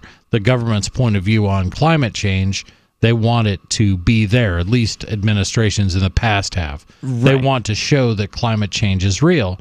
So the preponderance not of just climate change, but man-made climate change. Anthropomorphic climate change, yeah. Every warming of everything that's ever happened in the history of ever is because man. Right. So they want studies that support that, but when people come up and there are a number of climatologists that are, world renowned, but can't get grant money to do research and do papers because people suspect them of not coming up with the answer the government wants. So right, and this is one of the problems with funding coming from a government entity. Yeah, so you end up getting the studies you want. So don't you think even from a government entity, like they have an interest in wanting like accurate information and research? One would think, but they want to get to the truth as much as the private sector. You would think, but not always, and